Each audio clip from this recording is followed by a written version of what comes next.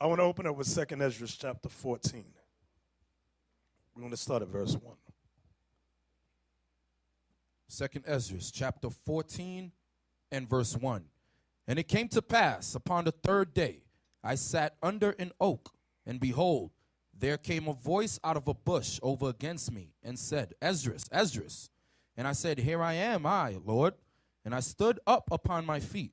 Then said he unto me, In the bush, I did manifestly reveal myself unto Moses, and talked with him when my people served in Egypt. And this, brothers, let me ask you, who was this that spoke to Moses in the bush? Who's that? Brother Isaiah.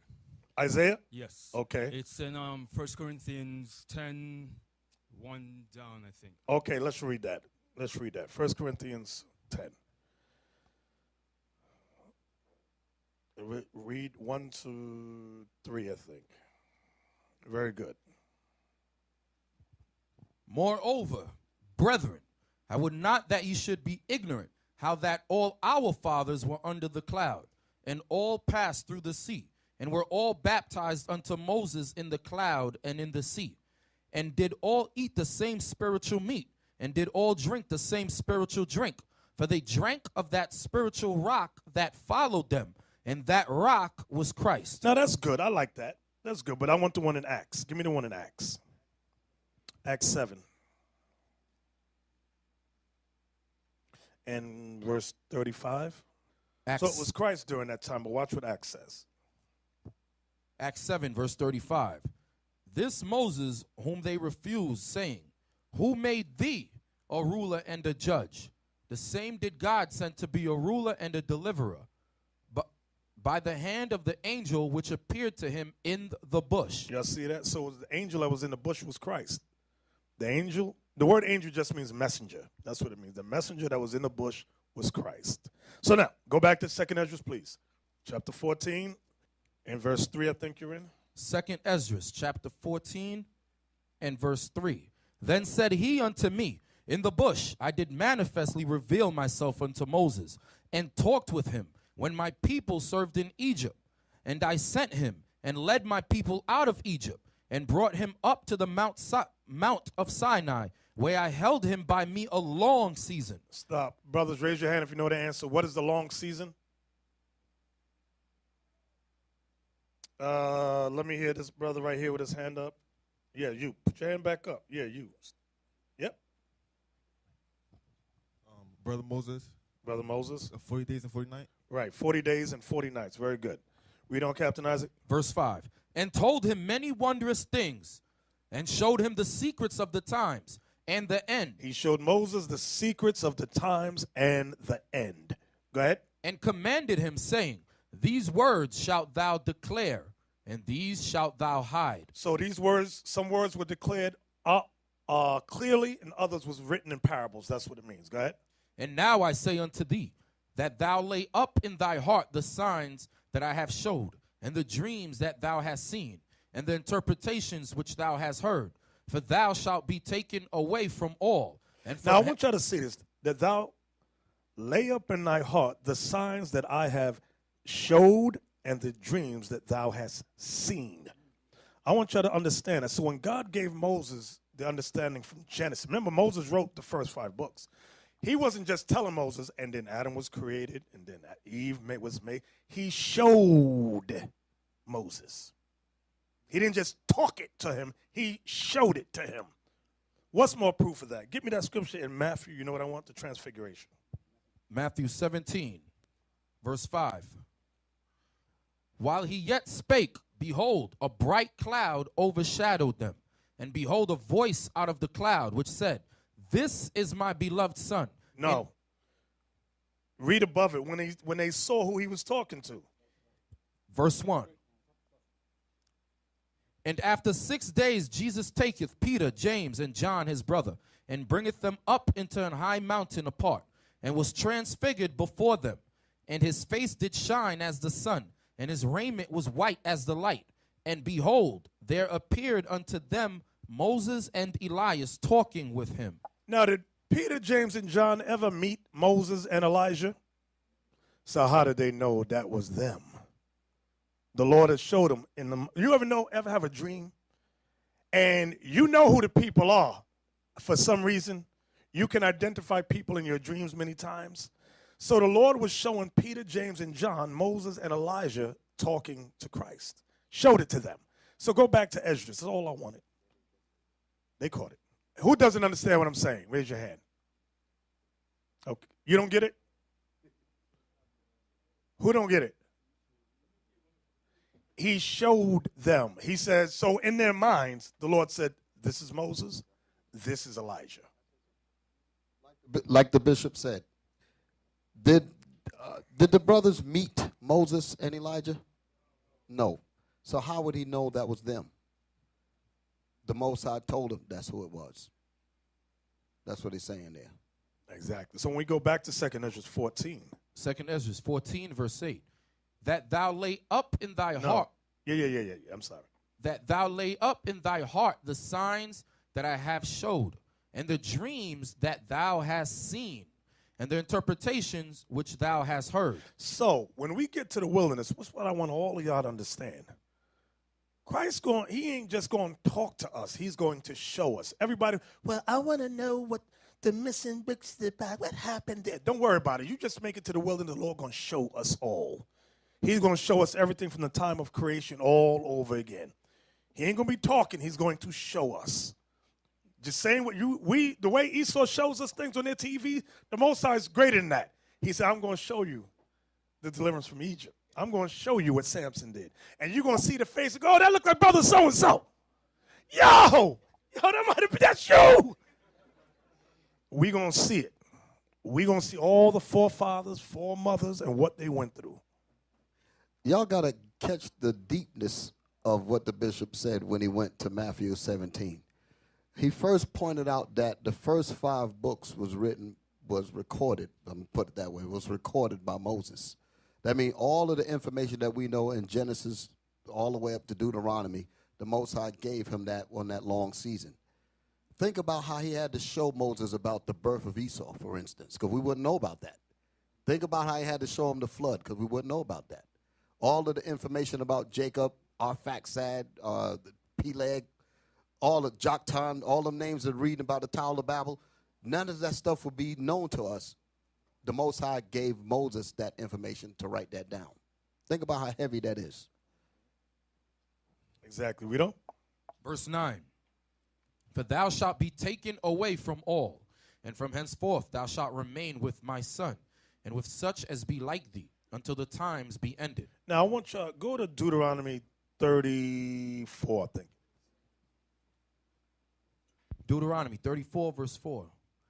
And the Lord said unto him, this is the land which I swear unto Abraham, unto Isaac, and unto Jacob, saying, I will give it unto thy seed. I have caused thee to see it with thine eyes, but thou shalt not go over thither. Go ahead. So Moses, the servant of the Lord, died there in the land of Moab, according to the word of the Lord. Anybody? Well, actually, that's not the one. I like that, but there's another one. Okay, Numbers 20, verse 12. Read that. Numbers 20, verse 12.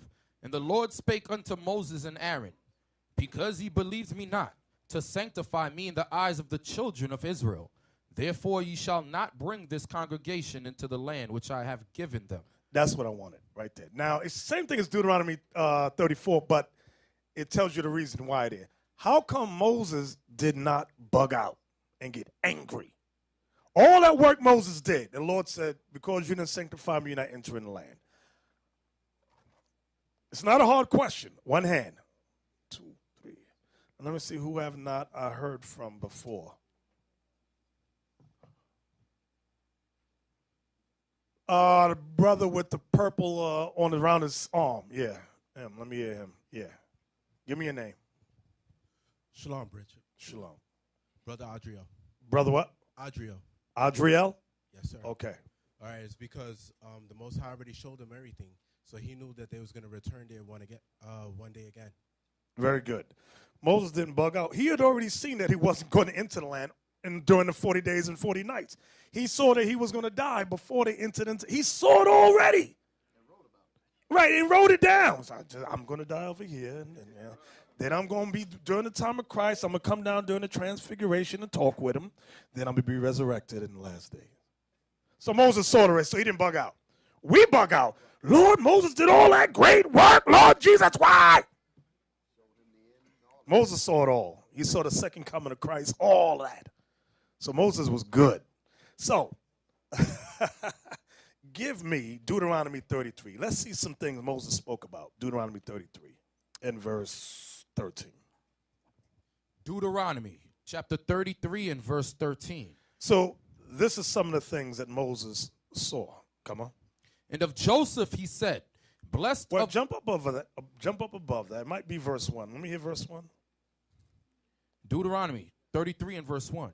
And this is the blessing wherewith Moses, the man of God, blessed the children of Israel before his death. Right. So this is what Moses blessed Israel with before his death. This is based upon the things he saw. Jump down to verse 13. Verse 13. And of Joseph he said. Now, when it says Joseph here, remember, Joseph is the father of, let me raise your hand. Let me see who's thinking. Who knows? Yeah, Ephraim and Manasseh. Right. See that? Ephraim and Manasseh. And Manasseh. So, when we go back to Deuteronomy 33, verse 13, come on. And of Joseph he said. And of Joseph he said, making reference to Ephraim and Manasseh. Go ahead. Blessed of the Lord be his land. For the precious things of heaven, for the dew and for the deep that coucheth beneath. So I was letting you know that Ephraim and Manasseh will have a beautiful land in the last days. Go ahead. And for the precious fruits brought forth by the sun, and for the precious things put forth by the moon. I want you to write this part down. The precious things brought forth by the moon. We're going to touch on that a little later on, but just write that down as a side note. Read. And for the chief things of the ancient mountains, and for the precious things of the lasting hills. And for the chief things of the ancient mountains. We're going to touch on that a little later on, too. Go ahead. Verse 16. And for the precious things of the earth and fullness thereof, and for the goodwill of him that dwelt in the bush. Okay, here's the question. What does it mean? And for the goodwill of him that dwelt in the bush. Every hand should be up. Let me hear this brother here. Yeah. Yep. Shalom, Brother Mashal. Brother Mashal. It means that it's talking about Christ. Very good. It's talking about Christ. Thank you. If you had messed that thing up, oh boy. Go ahead. And for the goodwill of him that dwelt in the bush, let the blessing come upon the head of Joseph, and upon the top of the head of him that was separated from his brethren. Go ahead. His glory is like the firstling of his bullock. His glory is like the firstling of his bullock. Go ahead. And his horns are like the horns of unicorns. And when it says the horns of, it is not talking about the internet. It is not talking about the internet. It's saying that Joseph's sons, Ephraim and Manasseh, are leaders together. That's what it's talking about. They were strong leaders together. Go ahead. With them. And here's the proof. With them, the two horns, with them, what will he do? He shall push the people together to the ends of the earth. That's the proof. It ain't talking about the internet. Ephraim and Manasseh would lead the bulk of Israel to the other side of the earth. So Moses saw that great migration when the 10 tribes came on this side of the world. Moses saw that. Go ahead. And they are the 10,000. Now he's telling you who the horns are. And they what?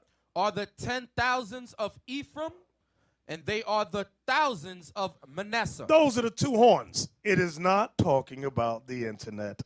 Stop watching dumb, unlearned Israelites on YouTube. Give me Hosea chapter 9, verse 13. So Ephraim are the ones we call today Puerto Ricans. Manasseh are the ones we call today the Cubans. Come on. Hosea 9:13. Ephraim, as I saw Tyrus, is planted in a pleasant place. Ephraim, as I saw Tyrus, which is Tyre, is planted in a pleasant place, meaning a beautiful location. Was that it? Well, I want is 13. But Ephraim shall bring forth his children to the murderer. See that? But Ephraim shall bring forth his children to the murderers. Let me raise your hand. Who are the murderers that Ephraim brought their children to? 1, 2, 3. In the back, glasses. Oh, that's Yahweh Shaiba? Okay. You look different with the glasses on. I didn't recognize him. Who are the murderers? It's talking about the Spaniards, Right. the Edomites. Exactly. Now, well, let me ask you this. Let's say somebody wants to be clever and say, okay, well, during the writing of the book of Hosea, it's not talking about that. This is a prophecy.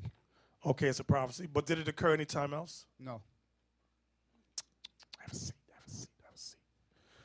Did it occur any other time? Y'all got to think. This is what I see with Israel. We all, in our mindset, we think the white man has been our only captivity, and that the Bible had no validation until this captivity now. That's not true. Remember, give me Deuteronomy 28:46, please. I want you brothers going to street teaching, you got to know this. You have to know this. Deuteronomy chapter 28, verse 46. And they shall be upon Read the verse thee. above it, I'm sorry. Verse 45. Moreover, all these curses shall come upon thee, and shall pursue thee, and overtake thee, till thou be destroyed, because thou hearkenest not unto the voice of the Lord thy God, to keep his commandments and his statutes which he commanded thee. And they, meaning the curses, shall what? Shall be upon thee for a sign and for a wonder, and upon thy seed forever. Y'all see that? And upon thy seed forever. So the curses that we read about in the Bible shall be upon the Israelites forever until Christ returns. So I'm going to ask it one more time. Go back to Hosea 9:13 now. Read. Hosea 9, verse 13. Ephraim, as I saw Tyrus, is planted in a pleasant place, but Ephraim shall bring forth his children to the murderer. Okay, Ephraim shall bring forth his children to the murderer. Did that happen only during the time of the conquistadors? Because that's who the murderer we bring it up to today. One hand is up.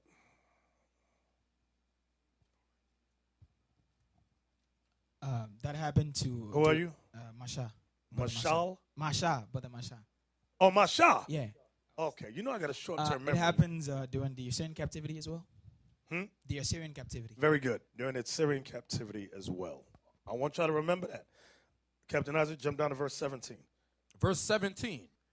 My good will cast them away.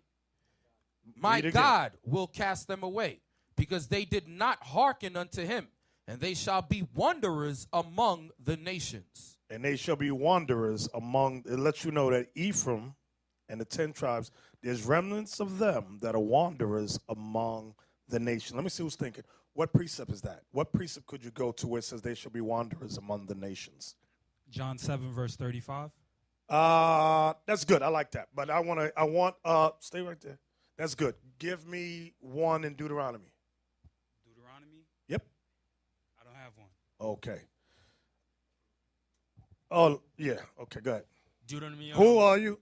Sorry, Isaiah. Isaiah. Y'all got to keep reminding me so I get the names in my head. Go ahead. Deuteronomy 32, 26. Deuteronomy 32:26. That's good. I like that one. But give me one in the curses. Now, those are good. What they're saying, John 7:35, Deuteronomy 32:26, good. Right here. Shalom, Brother Nathaniel. Deuteronomy 28:64. Very good. Read that for me. Read it. You got it right there. Go ahead, read it.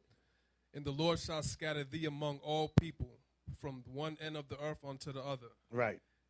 Very good. And that goes with James 1:1. So, Isaac, read that again for us. Hosea 10:17.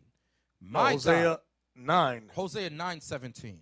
My God will cast them away, because they did not hearken unto him, and they shall be wanderers among the nations. Now, they shall be wanderers among the nations. So that goes into the diaspora of our people. Now, watch this. Watch this.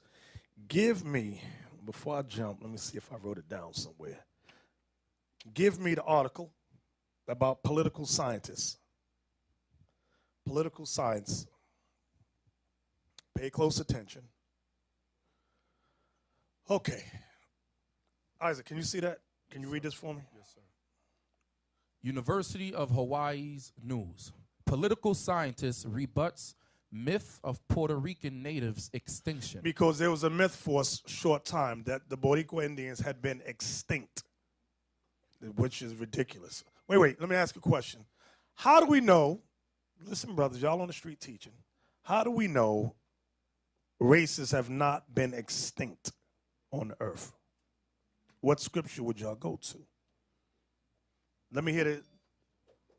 No, right next to you. Yeah, he had his hand up. Let me hear him. Shalom, Brother Luke. Baluch? Luke, Oh, Luke. in Ecclesiastes, when it says there is no end to the people. Very good. Fine. Where's that at? Ecclesiastes chapter 1, what verse? Oh, 4:16. Thank you. You know I'm getting old. Write that down, brothers. There's no end of all the people. So for them to say any race is extinct is a lie. So let's read the article. I want y'all to listen very good. Tony Castanha grew up in Hawaii's eating Chinese food and aware of his mixed blood, which also includes Portuguese and English ancestors. He studied in Seattle, lived in Europe, and taught in Japan. Long active in the Hawaiian movement, he wrote his University of Hawaii's master's thesis on the effects of Hawaiian sovereignty on the non-native population. But it is the Jabaro blood. Hibaro. But it is the Hibaro blood of the Puerto Rican immigrants on his mother's side of the family that called to him. Aware of his cultural identity and prompted by curiosity about that island's experience with colonialism, the University of Hawaii at Manoa ethnic studies instructor turned his eyes to the Caribbean. The Hibaro or Boricua are the indigenous peoples, the Indians encountered by Columbus on the Borican, the native name for Puerto Rico. Subjected to colonialism, they were considered virtually extinct as a people by the mid-16th century, and the refrain has been made over and over. Castanha refutes that notion in his new book, The Myth of Indigenous Caribbean Extinction, Continuity and Reclamation in Borican, Puerto Rico. Whole communities of Hibaro people survive today, he said. The myth of Boricua extinction results from history written through colonial eyes. That's very important. The myth of Boricua extinction results from history written through colonial eyes, means written by the white man. Go ahead. The myth of Boricua extinction results from history written through colonial eyes, he explained.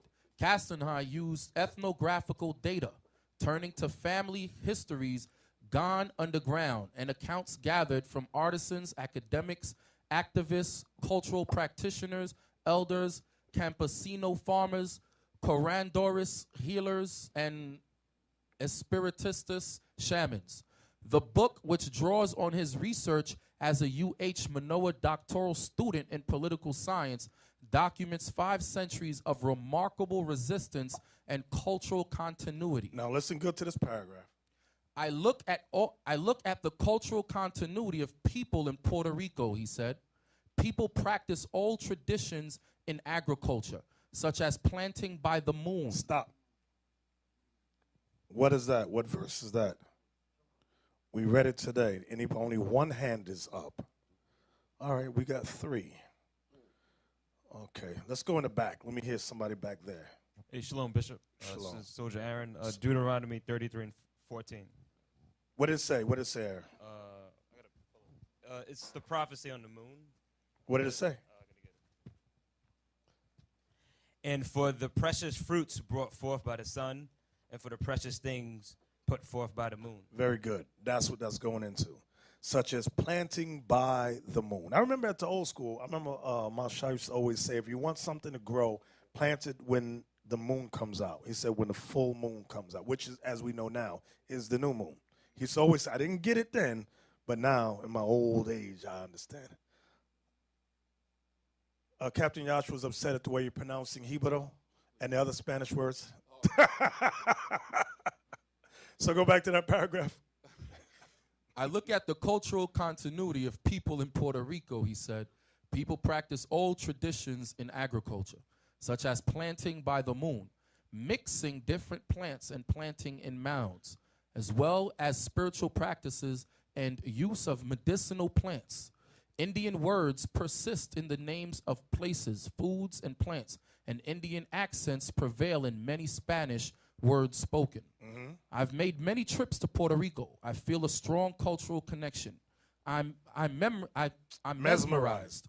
He said, I don't deny my other backgrounds. They just don't touch me like my Native American background. Come on. In Puerto Rico, as in Hawaii, there is a resurgence of native culture, he observed. The indigenous Jibaro provide the root culture in Borican. Go ahead. Puerto Ricans in Hawaii. The colonial experience of Puerto Rico and Hawaii isn't just an academic comparison. After the Great San Sirocco hurricane and famine, more than 5,000 Jibaro were brought to Hawaii as laborers for the sugar plantations via 11 voyages at the turn of the 20th century. Stop. What scripture is that? What scripture is that? It said 5,000 Jibaro were brought to Hawaii as laborers. Another word for laborers is what, brothers? Slaves. What scripture is that? Come on. Yes, just pick somebody. Give me a mic. Shalom, Brother Adam. Brother Adam? Yes, sir. Okay. That's Deuteronomy 28:68. Very good. Deuteronomy 28:68 about the ships. What else? We just read it in Hosea. I want the one in Hosea. Masha, he was giving to the murderers. His sons were giving to the murderers. Something else that we read. They would, Jonah, let me hear you.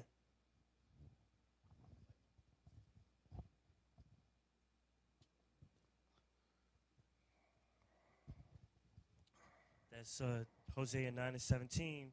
They shall be wanderers among the nations. Right. They because shall be did not wanderers among the nations. That's what you have to understand. And what I want y'all to see, with those 5,000 Puerto Ricans that was taking it, y'all don't think they married with the people there and had kids? Like, what's that new singer? The little singer we thought was Hawaiian, but he's Puerto Rican?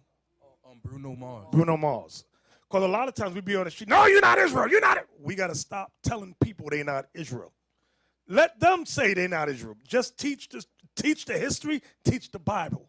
That's why the Lord said, give me that one in Timothy, you know what I want? About endless genealogy. Give me that. This is why we got to be careful. Yes, your pedigree is based upon your fathers, but let me tell you, teachers something.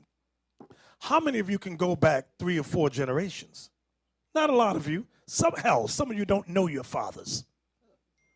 But we're quick to tell others, you're not Israel. Be careful with that. The Most High will hold you to account for that. Read that. First about, don't give heed. 1 Timothy 5, there's one in Titus also. Come on, y'all. 1 Timothy 1 and 4. Neither give heed to fables and endless genealogies, which minister questions rather than godly edifying. Y'all see that? Endless genealogies minister questions. Well, then who's your father? And then what was his father? And then who's his father? We can only go, how far? I can go back just 3. That's as far as I could go. Don't ask me who was the 4th, the 5th, 6th. I don't know. So that's why that scripture's there for us. All right. Everybody understand that? I hope y'all understand that. So now, watch this. Give me Deuteronomy 28:64, which the brother read earlier. I just want to read it again. Deuteronomy chapter 28, verse 64. And the Lord shall scatter thee among all people. And the Lord shall scatter thee among all people. So, like we just read and proved, 5,000 Puerto Ricans were sent to Hawaii as slaves. Now, when we went in Puerto Rico, Captain Zeph can bear witness, we went to a sugar plantation, okay? And they showed us how the Indians were slaves there prior to the blacks coming, okay? And it had certain, you want to speak on it, Captain Zeph? It was a sugar plantation in Puerto Rico we went to, and they showed us that the indigenous people, the so-called Indians, which is the tribe of Ephraim, they were slaves before they brought the Africans over. And they gave them all Spanish names. And then he was showing us a list of names. He said, if you notice, some of the slave names sound like Jewish names or English. English names. He said because some slave masters, they were not Spaniards. Some of them were of other Edomite nations and gave the slaves their names. So that's why you may see some Puerto Ricans who have German last names, Dutch last name, like There's a famous Arturo, no, Schomburg. Schomburg, that's his name. Schomburg, which is a German last name. Okay. And there's Yes. a famous baseball player too. His name is Bernie Williams, and he's an Ephraimite. Y'all see that? So that's why we have to know a little bit about history, and when we teach with understanding. Christ said, I came not to destroy men's lives, but to save them. Okay? So, from there, give me Hosea, Captain Isaac, Hosea chapter 8 and verse 14. Hosea chapter 8, verse 14. For Israel hath forgotten his maker, and buildeth temples, and Judah hath multiplied fenced cities.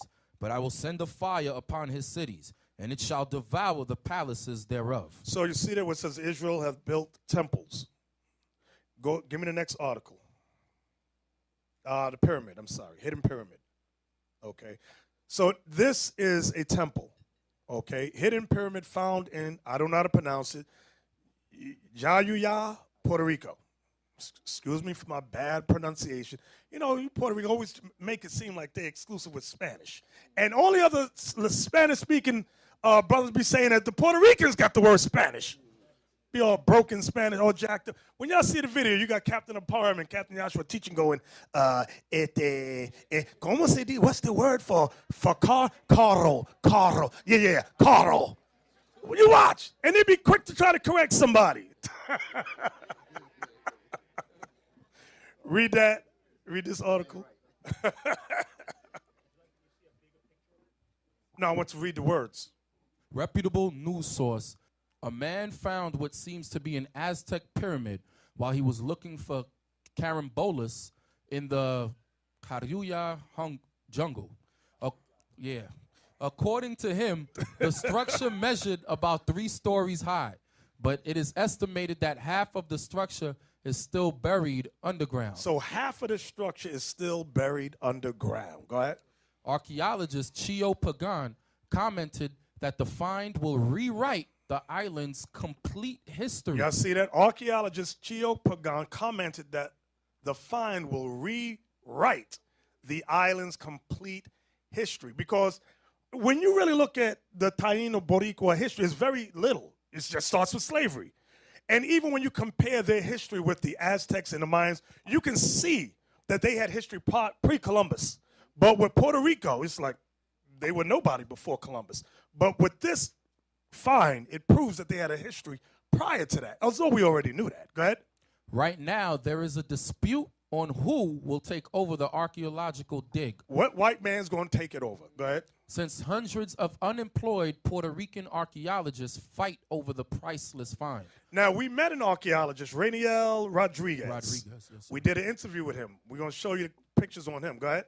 The police had to be called to cordon off the area. No arrests have been made. So you can't even go into this place yet. And the Esau, they found some stuff in there. They're robbing whatever's been left behind. They're robbing it. That's what they do. Okay. Now, Bishop. Yes. Also, when the sister Rose, when she saw the pyramid that she saw, she was just driving by and she just happened to turn back because she saw it from her peripheral. And she said there was gates, and the gate just happened to be open. But as soon as she did the video, someone kicked her out. Yeah, you see that? Y'all see that? But you sisters be on point. Y'all just keep hope alive. Keep hope alive. Now, the argument always is, well, if you're the Israelites, how come y'all don't still be building pyramids? Well, this is proof that we're the Israelites. We got pyramids. Give me that in 1 Maccabees, chapter 13, verse 27 and 28. We always build pyramids. That's what we do. And in order to build a pyramid, that structure that we just saw, you got to know mathematics, arithmetic, astronomy. You can't be a Hebrew. Y'all don't know what I mean. Anyway, you can't be a dummy. A mountain goat herder somewhere. You have to be smart and have an intellect. Okay? Come on. 1 Maccabees 13. 27 and 20. Verse 27. Simon also built a monument upon the sepulchre of his father and his brethren, and raised it aloft to the site, with hewn stone behind and before. Moreover, he set up 7 pyramids. So the Israelites, Simon, set up 7 pyramids. Go ahead. One against another, for his father and his mother and his 4 brethren. Was that it? And in these he made cunning devices, about the which he set great pillars, and upon the pillars he made all their armor for perpetual memory. You know what these cunning devices are? Like, if when y'all look at the movies, Indiana Jones and all that in the Temple of, I don't know if that's the right movie, but he goes into the pyramids and they got these traps and things in there when they walk. I don't know the movie's name. Y'all correct me, y'all movie buffs.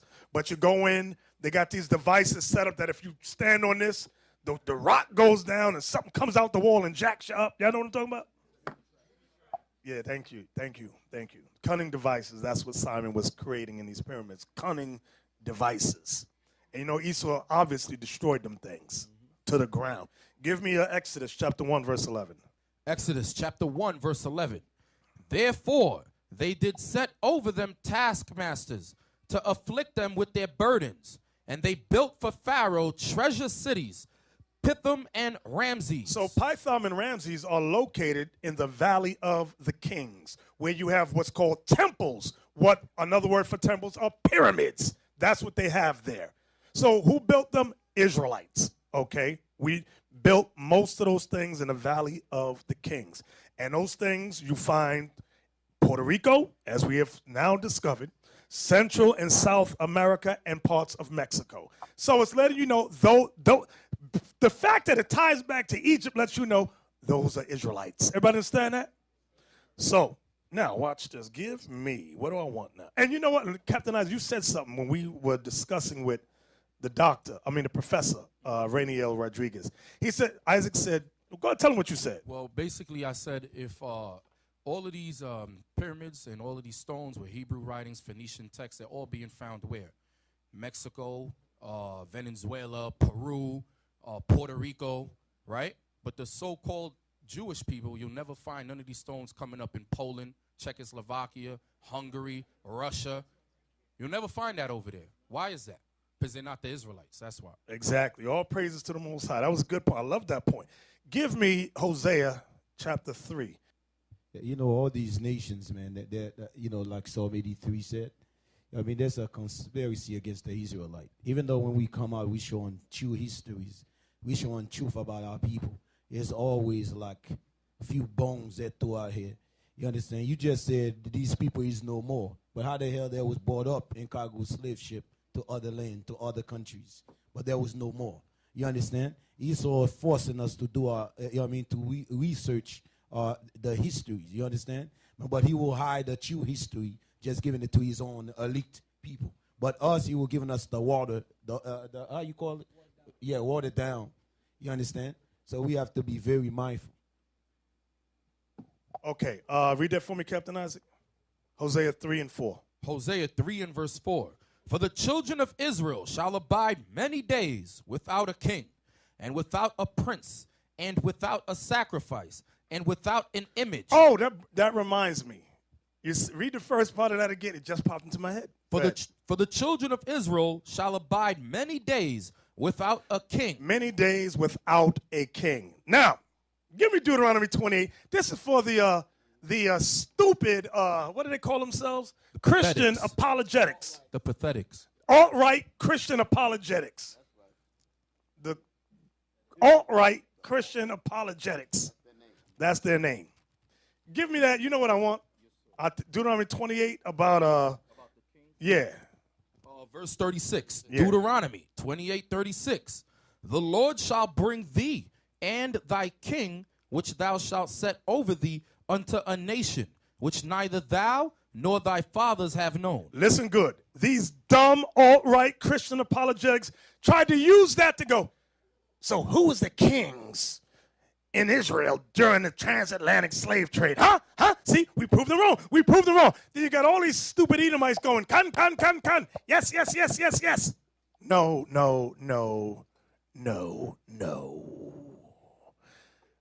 The last king of the nation of Israel, I'm wording it like that specifically and purposely, the last king of the nation of Israel that went into captivity was Zedekiah. Okay? Now, after that, who was the king of the Israelites during the time of Persia and Media? Who was he? Anybody know? There was none.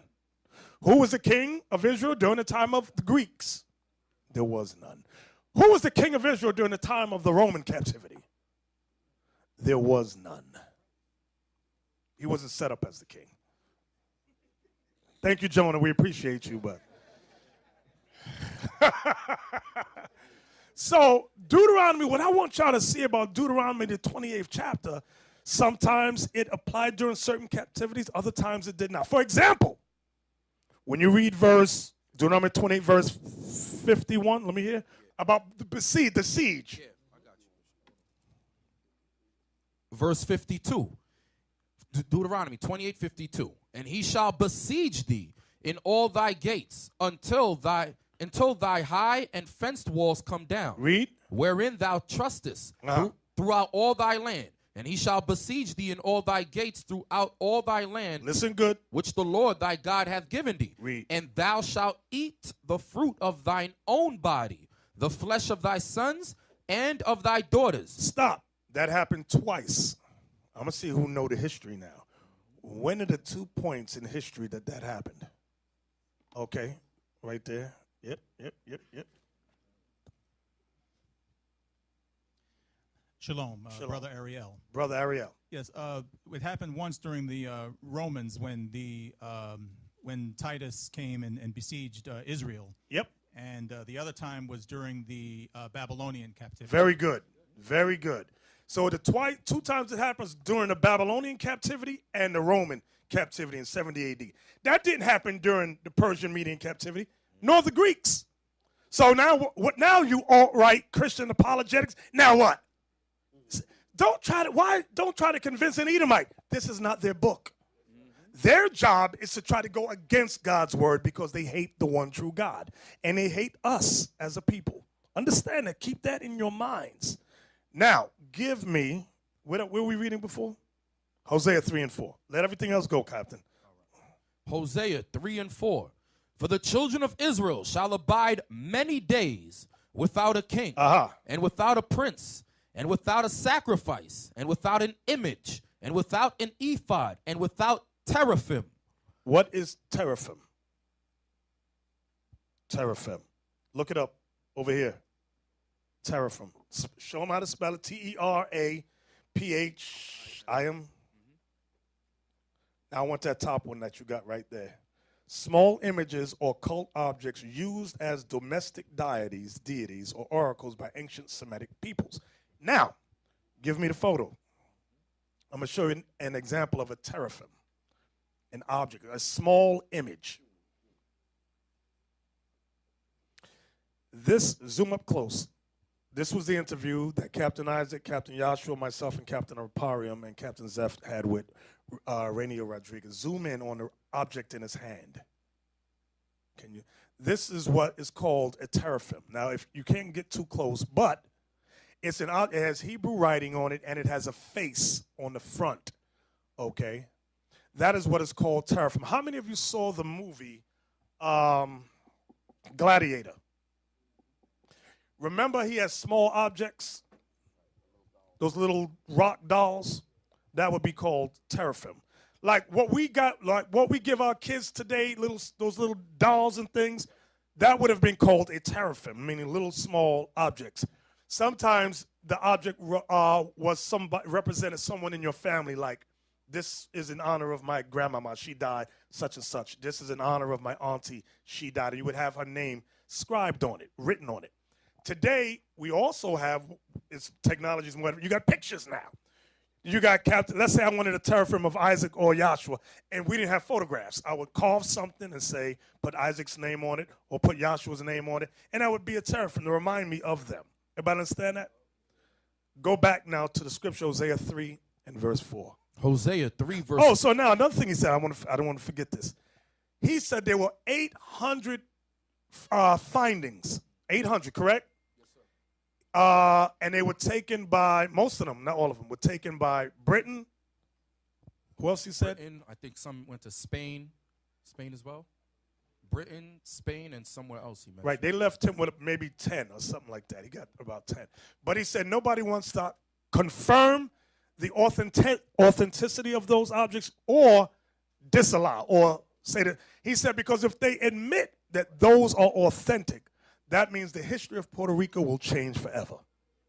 That means they did not walk up to Columbus and say, "Hey, ¿cómo está, amigo?" like some of you Puerto Ricans think you did today. You didn't speak no damn Spanish.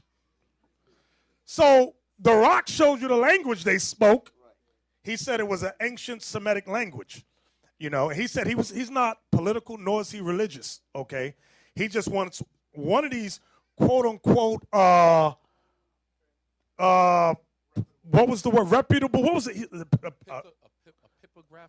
Epigraphers or whatever that word was he used to say that it's authentic. We would say they ain't gonna do it. Them white people ain't gonna do it. Because that means all the people in Israel got to get the F out. That's what it means. Because if the Puerto Ricans are Israelites, that means the people over there in Israel got to go. I mean, we got a problem. Exactly. So they're never going to say these are authentic. Now, this is another reason they're not letting nobody in the pyramid net yet. They got the police all around. No, you can't come in here. Think about whatever's on the walls. They said change that, knock that down. Remember what's the little short man's name? Not Joshua, the midget, the shorter guy. I'm getting on Joshua today. I'm sorry. The guy that was shooting everybody, shooting the noses off the pyramids. Oh, that's Napoleon. Napoleon.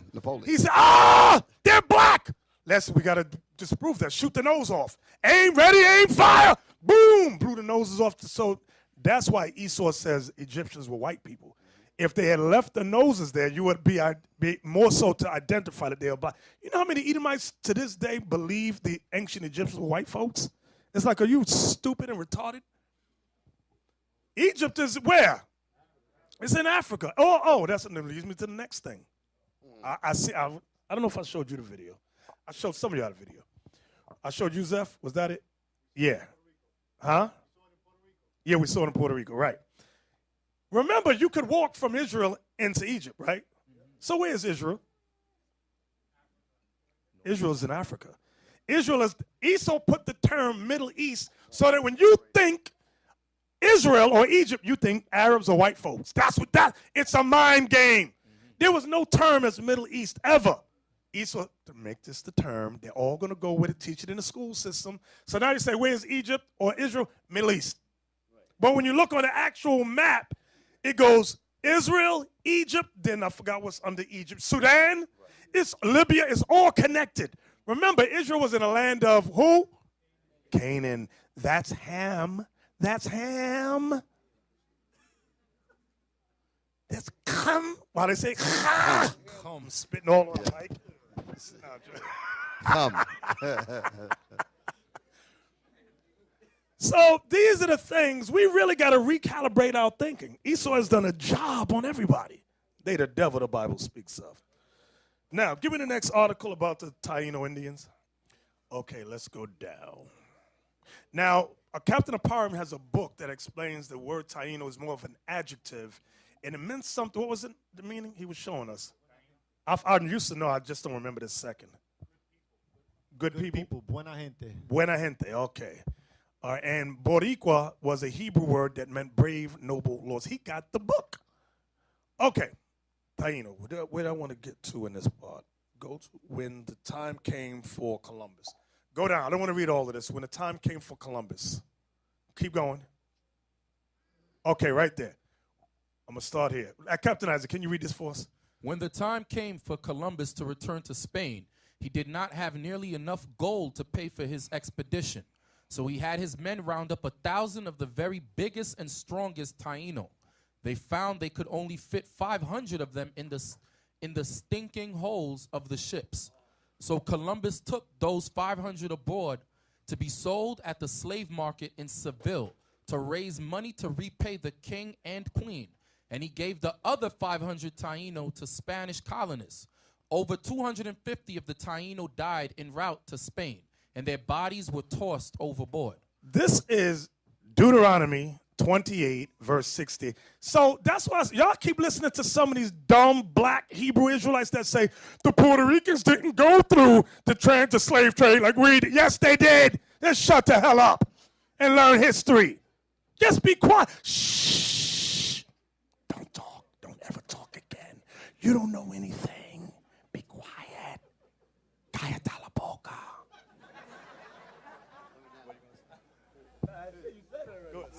Listen, the individualites, that's for you.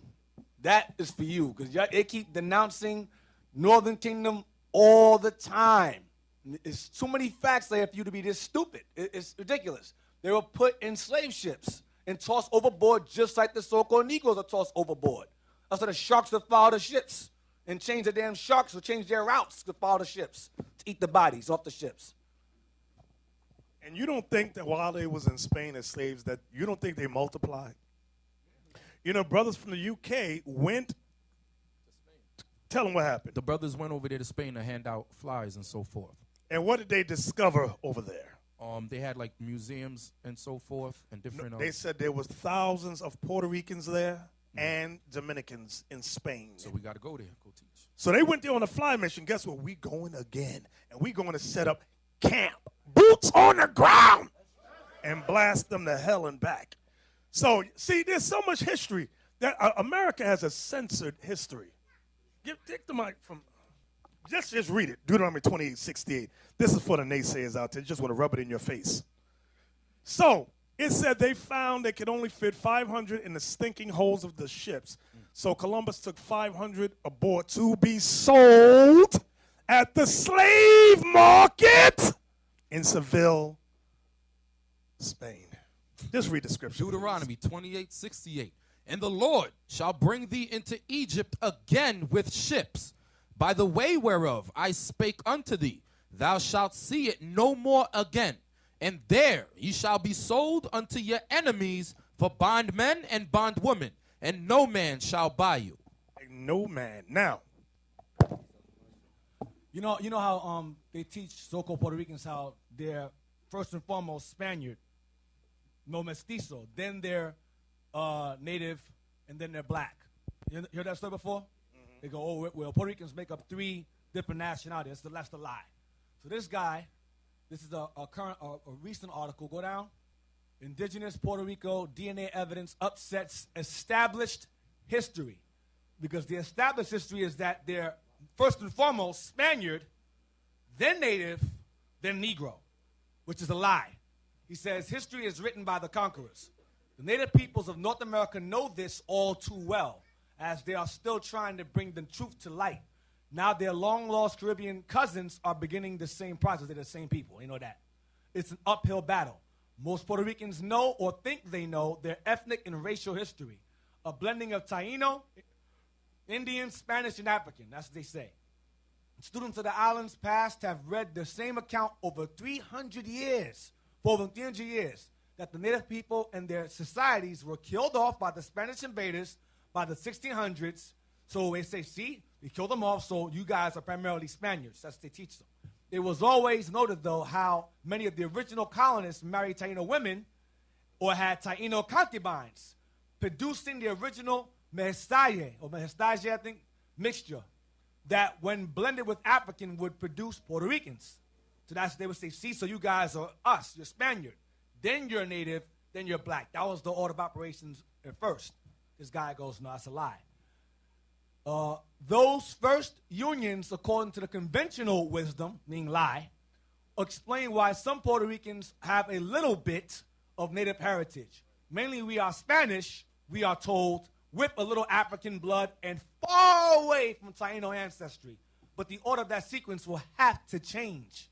Dr. Juan Martinez Cruzado, a geneticist from the University of the Puerto Rico, Mayagüez, who designed an island-wide DNA survey, released the final numbers and analysis of the project in 2003, which is very recent, and these results tell a different story. According to the study funded by the U.S. National Science Foundation, that's their mistake, 61% of all Puerto Ricans have Amerindian DNA.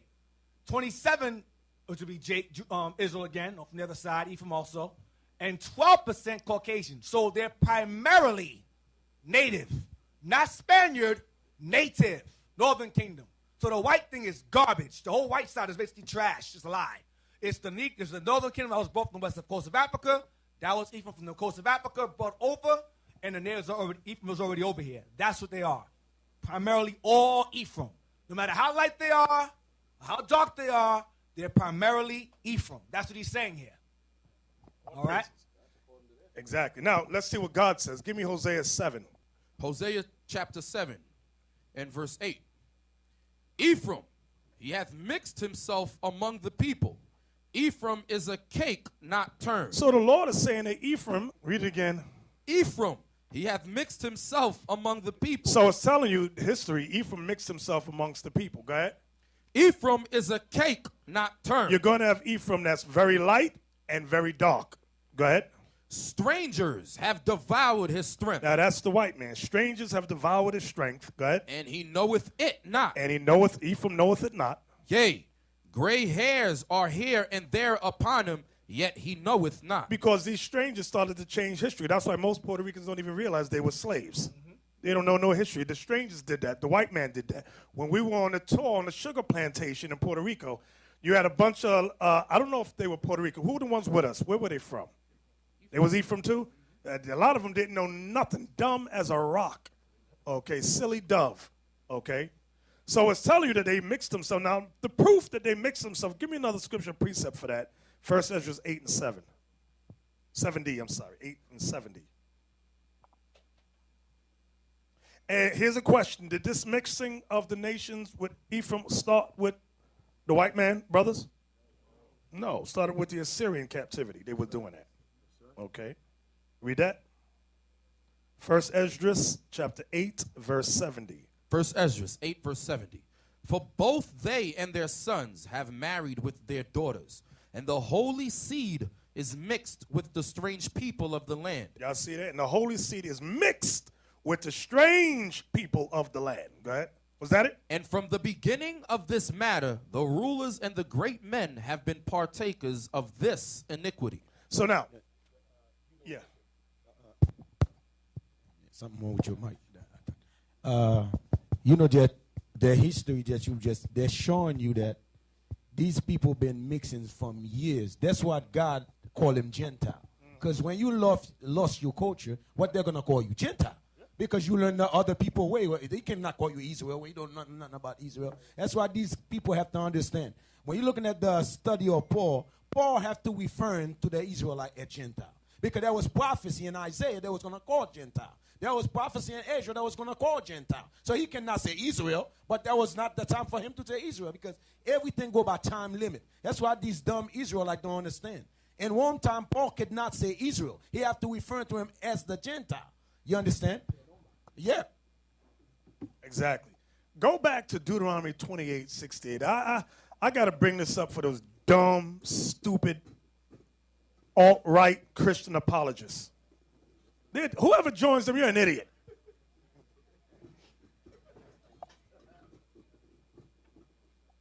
Read that. What verse you want, Bishop? 68. 68. And the Lord shall bring thee into Egypt again with These ships. dummies say, see, it's talking about real Egypt. This is the alt-right Christian apologist. It's talking about real Egypt. It ain't talking about America. Then they go, ha ha. They so dumb. They think that Egypt is talking about another country. It's talking about real Egypt. Give me Hosea, please. Chapter 7 and 11. Hosea. Actually, 9 and 3. I like 9 and 3. Hosea 9 and verse 3. They shall not dwell in the Lord's land. Israel would not dwell in the Lord's land. Go ahead. But Ephraim shall return to Egypt. But Ephraim shall return to Egypt. Let's see if it's real Egypt. Go ahead. And they shall eat unclean things in Assyria. So, you see that? Do y'all see that? That Egypt there is talking about Assyria because that's when it began with them. So you dumb alt-right Christian apologetics, shh, you need to be quiet too. You don't know nothing, nothing. This is our book. This is the mindset we all got to take. This is our book. You don't tell us about our history. Just be quiet. That's like somebody opening up your photo album, telling you who your aunt is and who your uncle is. Dumb as hell, then you listening to them. No, these are our people. You just be quiet. I want to drop some F-bombs when I can. Be quiet. This is our book. Shafup. Yeah. Shafup. Thank you. I like that one. Give me the next article with the video. 8 atrocities. Give me that one. 8 atrocities committed against Puerto Rico by the United States. Oh, you know they're voting tomorrow whether or not to be a state or to remain as they are, a commonwealth. And the same thing is going on with Haiti to decide whether or not America is going to make them a state as well. But guess what? All this is going to be to the benefit of the Most High. Esau doesn't want Puerto Rico or Haiti to be a state because they love them. Or on the contrary, they just found some resources there. So you know what? We need this stuff here. Once the Clinton Foundation went to Haiti, they said, hey, look at all this wealth here. Yeah, let's accept it. Let's adopt them for a couple of years. Yeah. Then later on, we just dump them. You know, in Puerto Rico, they had all kind of student protests, which is not seen on the Caucasian News Network. Students barricaded throughout the colleges. Remember that, Captain Isaac? We were like, this is not on the news in America. All the students, they had pictures of the bankers all on the walls with graffiti, calling them all kind of curse words I can't say, but y'all don't see it on the video. And we were like, yo, this is not on the news nowhere. Going through food strikes and things like that. Crazy, because they raised the tuition of the colleges, so they said, oh, we got to offset the national debt. Listen, you're making the poorest students kicking them out. That's what you're doing. They're closing elementary schools in Puerto Rico, junior high schools, high school, closing them at a phenomenal rate. And none of that is on the news. None of that. So read that. Okay, let's read what it says. Let me see what it says under it. Isaac, come on, help me. Read. Puerto Rico is an unincorporated territory of the United States located in the Caribbean Sea. It is a small island with a population of almost 4 million citizens. On July 25, 1898, during the Spanish-American War, United States invaded Puerto Rico and commenced a long relationship between the two. With this list, I'll try to underline 8 atrocities committed by the United States in Puerto Rico. La Operación is a documentary that highlights the female sterilization policy. This policy was implanted by the United States as part of FDR's Operation Bootstrap. In a move toward industrialization, by 1974, 35% of the Puerto Rican women were sterile, and this number reached 39% by 1981. The problem with this sterilization policy is that most of the Puerto Rican women were misinformed about the sterilization process, and most of the women didn't know what the consequences would be. So now, right there, that forced sterilization that nobody wants to talk about. Look up, I put an article on GroupMe some time ago about Campos, where he found a letter. It might be here. Go down. Let me see something. Go down. Let me look. Go down. Go down. Go down. Go down. Go down. Go down. Okay. Go. This is him. This is one of the revolutionaries of Puerto Rico. Go down. Let me see something what it says. Let me read. Stop. Oh, that's it. Number 5. Number 5. Now, this Dr. Cornelius Rhodes, this Edomite, this devil, Albizu Campos had found something written by this guy, and I want y'all to see what was said. Come on, let's read it. Captain Isaac, I want you to read it. Dr. Cornelius Rhodes was an American doctor and pathologist that became infamous for performing several objectionable experiments with human beings. In 1931, sponsored by the Rockefeller Institute, Rhodes deliberately infected several Puerto Rican citizens with cancer cells. Do you see that? Infected several Puerto Rican citizens with cancer cells. That's the... So for you Puerto Ricans that love these Edomites, it's really beyond me. Go ahead. Supposedly, 13 of the patients died. Dr. Rhodes once said in a written document, the Puerto Ricans, sick, are the dirtiest, laziest, most degenerate and thievish race of men ever to inhabit this sphere. Now, don't know what they said about black people? Same thing. Go ahead. I have done my best to further the process of extermination by killing off 8 and transplanting cancer into several more. All physicians take delight in the abuse and torture of the unfortunate subjects. They take delight. Do y'all see that? These Edomites take delight in the abuse and torture of our people. Go ahead. An investigation done in 2003 by bioethicist Dr. J. Katz found that the accusations were well-founded and documented. Now, what happened with reparations for them? None. You don't get none. You Puerto Ricans, they don't care. You ain't getting a penny. Nunca. Nada. Nothing. You ain't getting nothing. You see how the way they wrote this? We see where it says, in the abuse and torture of the unfortunate subjects. These are these people saying it. You notice that it's in quotes because that's how they feel about the natives there. That's how they feel about Ephraim. That's what they're saying. They actually refer to Ephraim as unfortunate subjects that are worthy of torture and abuse. They never even addressed them as the Israelites, never addressed them as people of significance. Exactly. Give me Hosea chapter 9 before we continue. Hosea chapter 9. Let's start at verse 11.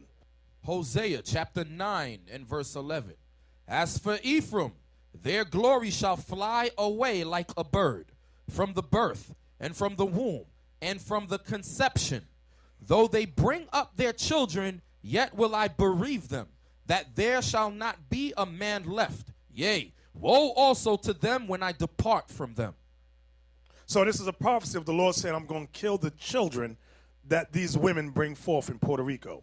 So so for many of our people, I think I might be the white man. No. The Lord said he was going to kill a lot of them kids, a lot. So don't worry. Go ahead. Ephraim, as I saw Tyrus, is planted in a pleasant place.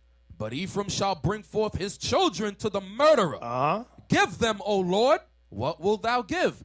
Give them a miscarrying womb and dry breasts. That's when the Lord was killing off a lot of the kids. Go ahead. And that's why another thing with that forced sterilization as well. Go ahead. All their wickedness is in Gilgal, for there I hated them. For the wickedness of their doings, So the Lord hated Ephraim for the wickedness of their doings. Go ahead. I will drive them out of mine house. That's when they were forced out of the land of Israel. Go ahead. I will love them no more. All their princes are revolters. Ephraim is smitten. Their root is dried up. They shall bear no fruit. Yea, though they bring forth, yet will I slay even the beloved fruit of their womb. So God said, I'm going to kill a lot of their children. A lot of them babies that they had with the Spaniards was put to death. Because there was a lot of rape. When we went to that sugar plant, they said there was a lot of sex going on with them Puerto Rican women, the Tainos that the white man was doing. And the Lord told us a lot of them kids was put to death. They died.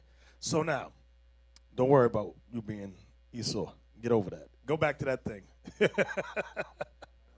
And based on the statistics that you just showed, it said, what was the percentage again? You remember? 1% native, 27% native Ephraim from the West Coast, and then 12% Caucasian. See that? So don't worry. Y'all all right. Go ahead. Where we at? Come on. Go back to this article. Now go back up to number 7, I think. You was at 7? Vieques. All right, I wanted to read about Vieques. Read that, Captain Isaac. Vieques is an island municipality municipality of Puerto Rico located in the northeastern Caribbean. It is also known as La Isla Niena. Vieques has a total area of 134,004 square miles and is inhabited by more than 9,000 Viequenses. From 1941 to May 1st, 2003, the United States Navy used Vieques for naval training and testing. From 1941 to 1942, the U.S. Navy expropriated 22,000 of Vieques, 33,000 acres. By 1963, the Navy owned 22,600 acres of Vieques, almost 70% of the island. In 1948, they commenced bombing exercise, which continued for 55 years. Over the course of their stay, more than 22 million pounds of military and industrial waste was deposited on the island. And you know what? The Puerto Ricans have no say in this.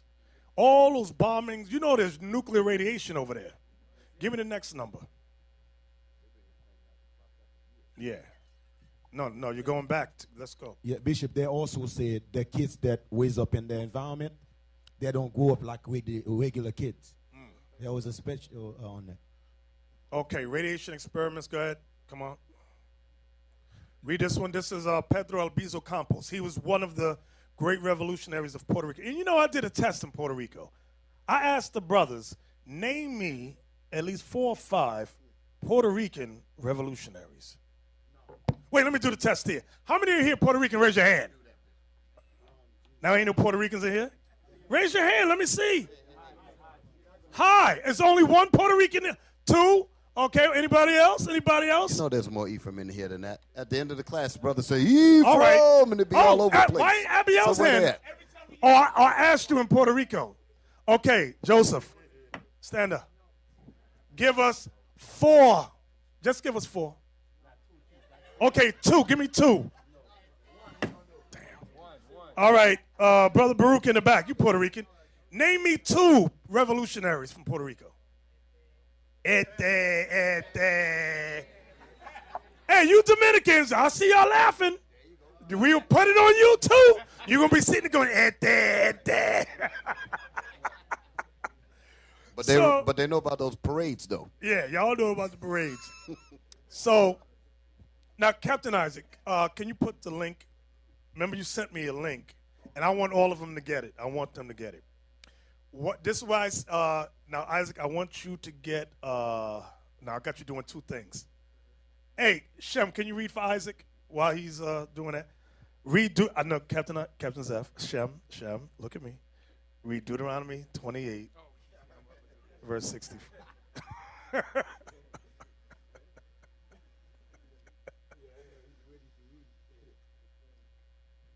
Deuteronomy 28, verse 68. Give me 68. And the Lord shall bring thee into Egypt again with ships, by the way whereof I spake unto thee. Thou shalt see it no more again. Now we're finding out that this has happened to the Latin tribes as well. Go ahead. And there ye shall be sold unto your enemies for bondmen and bondwomen, and no man shall buy you. Now you all see that bottom part, and no man shall buy you. You see that, Joseph, right? You see that? Baruch, you see that? And no man shall buy you. Joseph, stand up and tell me what that part means. No man shall buy you. Take that mic right there.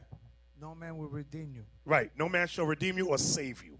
So this is why you have to know the various revolutionaries who tried to save and redeem our people. We all know the ones in America. Everybody here know the ones in America. We always go through Martin Luther King Jr., Malcolm X, Marcus Garvey, Medgar Evers, SNCC, Black Panthers.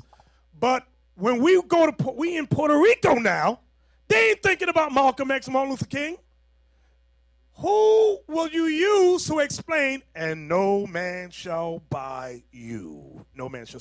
Now, we knew a few. Pedro Albizu Campos, we went over that. Now, there were a lot more names that there's a list. We're going to put it up for y'all. Okay? So, same with Santo Domingo, you go to these various countries, you should know something. Some type of history, okay? Like the sister that came from the Congo who went to Dallas. So, Diambi. I sit back and say, you know what? Let me find out some revolutionaries there. I found Patrice Lumumba. And I had already known about him before, but I didn't associate. I thought he was Haitian all his time. Dummy. I found he was from the Congo. Oh, this guy. I remember this guy, reading about this guy years when I was in that Afrocentric stuff. He was one of the first guys over there. Okay, what are we looking at, Isaac? Can you explain it? Can you explain on the mic? This is a list of the people from Puerto Rico that rose up against Esau. Gives you a whole list, and it starts from all the way from the caciques all the way till now. Now, what does cacique mean? It means kings. The kings. Okay. Okay, go down. Let's see the names. So you Puerto Ricans online, there's some key people. Familiarize yourself with these names. You want to go to these different lands, these different countries, we got to know some of these. You ain't got to know them all, but at least know a few. Okay? Everybody understand what I'm saying? Okay? Okay, let's go back to the article now. So that was on, that list was from Wikipedia, and you typed in, what did we type in? I typed in the revolutionaries of Puerto Rico. Revolutionaries of Puerto Rico. So you brothers and sisters from Santo Domingo do the ssame thing. Mexico do the same thing. Okay. Oh, look up, do me a favor, you. Look up Young Lords for me. Young Lords. Okay, there we go, there we go. Now go down. Now this guy right here, right there, famous world journalist, one of the leaders of the Young Lords. I always ask this question. Now I'm not trying to say nothing, but I just always wondered. Yes. I want all y'all to think about such people like, what's the sister from the Black Panthers? Angela Davis. Geraldo Rivera was their attorney for the Young Lords. How? Now, y'all help me out here. I'm not that smart. How can you be accused of trying to overthrow the government and get such prestigious positions? I just find it strange. These are things that make you go, That's all I'm saying. I ain't saying nothing really. Okay, go back out. Go back out.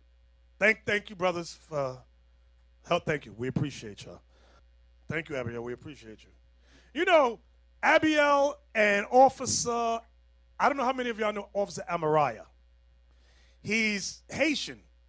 Very, very light. Very light skin. I mean, Captain Shem light like that. You darker than him? But anyway, Abiel, put the camera on Abiel. Put the camera on Abiel. Abiel will stand next to Officer Amariah, and the people in Puerto Rico, they'll look at Abiel, walk past him, and go to Amariah, speaking to Amariah in Spanish. And Amariah's like, but I know I don't speak Spanish. And Abiel's like, I'm picking the patty! I'm picking the patty! So then they have to resort and go to you. They didn't want to hear it from a black mouth. They wanted somebody else, somebody light skin, light, more appealing. You black like this. Yeah, you just that's black. I tell you, our people is crazy. Read that for us. Hosea, chapter 5, verse 11. 11. Ephraim is oppressed and broken in judgment. Now, we saw this all throughout Puerto Rico. When it says Ephraim is oppressed and broken in judgment, they don't understand judgment. Our people do not understand judgment. The Bible says Ephraim is broken in judgment. Go ahead. Because he willingly walked after the commandment. The commandment he walked after was the commandment of who? Let me see. Who? The white man, yes. Los blancos. El gringos. El diablos.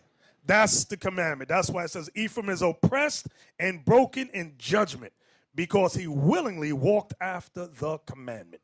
Because remember, the conquistadors and the whites there, and they're still ruling the island of Puerto Rico. They were the ones, their banking system is ruining the island, which goes back to Hosea 7 and 9, where it says, strangers have devoured his strength, and he knoweth it not. That means they are broken in judgment, okay? Yea, gray hairs are here and there upon him, yet he knoweth it not. It's letting you know Puerto Ricans will grow old and still not understand their history, their true culture, the history of what happened to them, they don't know, okay? Many of them think Columbus was their friend. No, and they got statues of Columbus all over the island. That's like putting a statue of Adolf Hitler. Why don't they do that? Hey, that's an idea. You want to put a genocidal maniac statue up, put a statue of Adolf Hitler next to Columbus. Watch the uproar, the so-called, no, you can't do that. Well, Hitler allegedly only killed 6 million. Columbus killed 200 million. So he's worse than Adolf Hitler. But nobody will ever do that. No one will even mention such a thing. No. Why would they have a problem by putting putting the statue of Hitler beside the statue of Columbus? Why would they, the Edomites, have a problem with that? Why?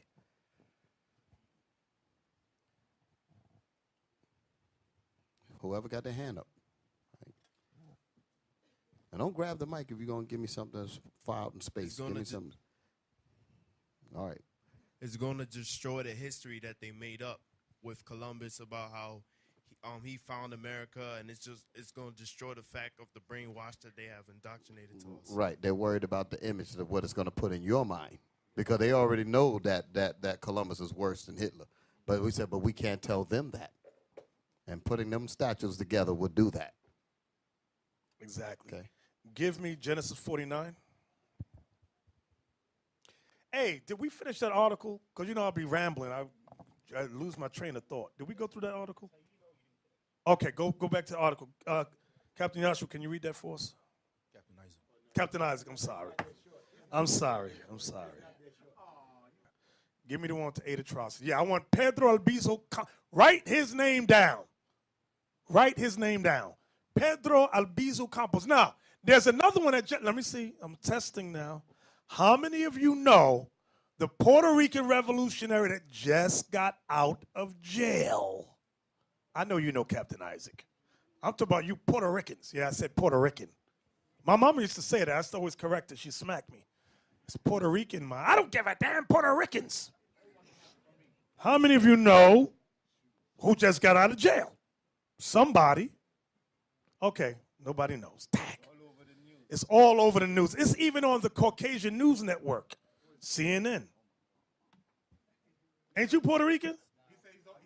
Oh, today you're not. Can you look it up? Do you know who I'm talking about? You? Oscar Rivera? Yes. Oh, did somebody whisper that in your ear, Zeph? A little bird came by. Look him up. Oscar Rivera. He just got out of jail. Yes, that's him. Oscar Lopez Rivera. Hey, look, Oscar Lopez Rivera is no hero. Now, go down. Let me see the story on him before I say something.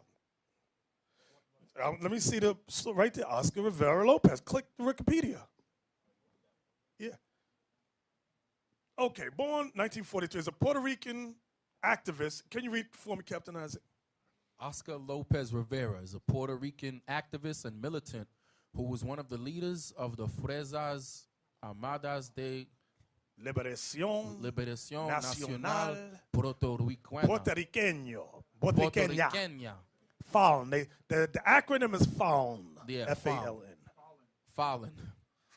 A clandestine paramilitary organization responsible for more than 120 bomb attacks on United States targets. Now, the reason I knew about him was because in the academy, the police academy, they taught us about that group.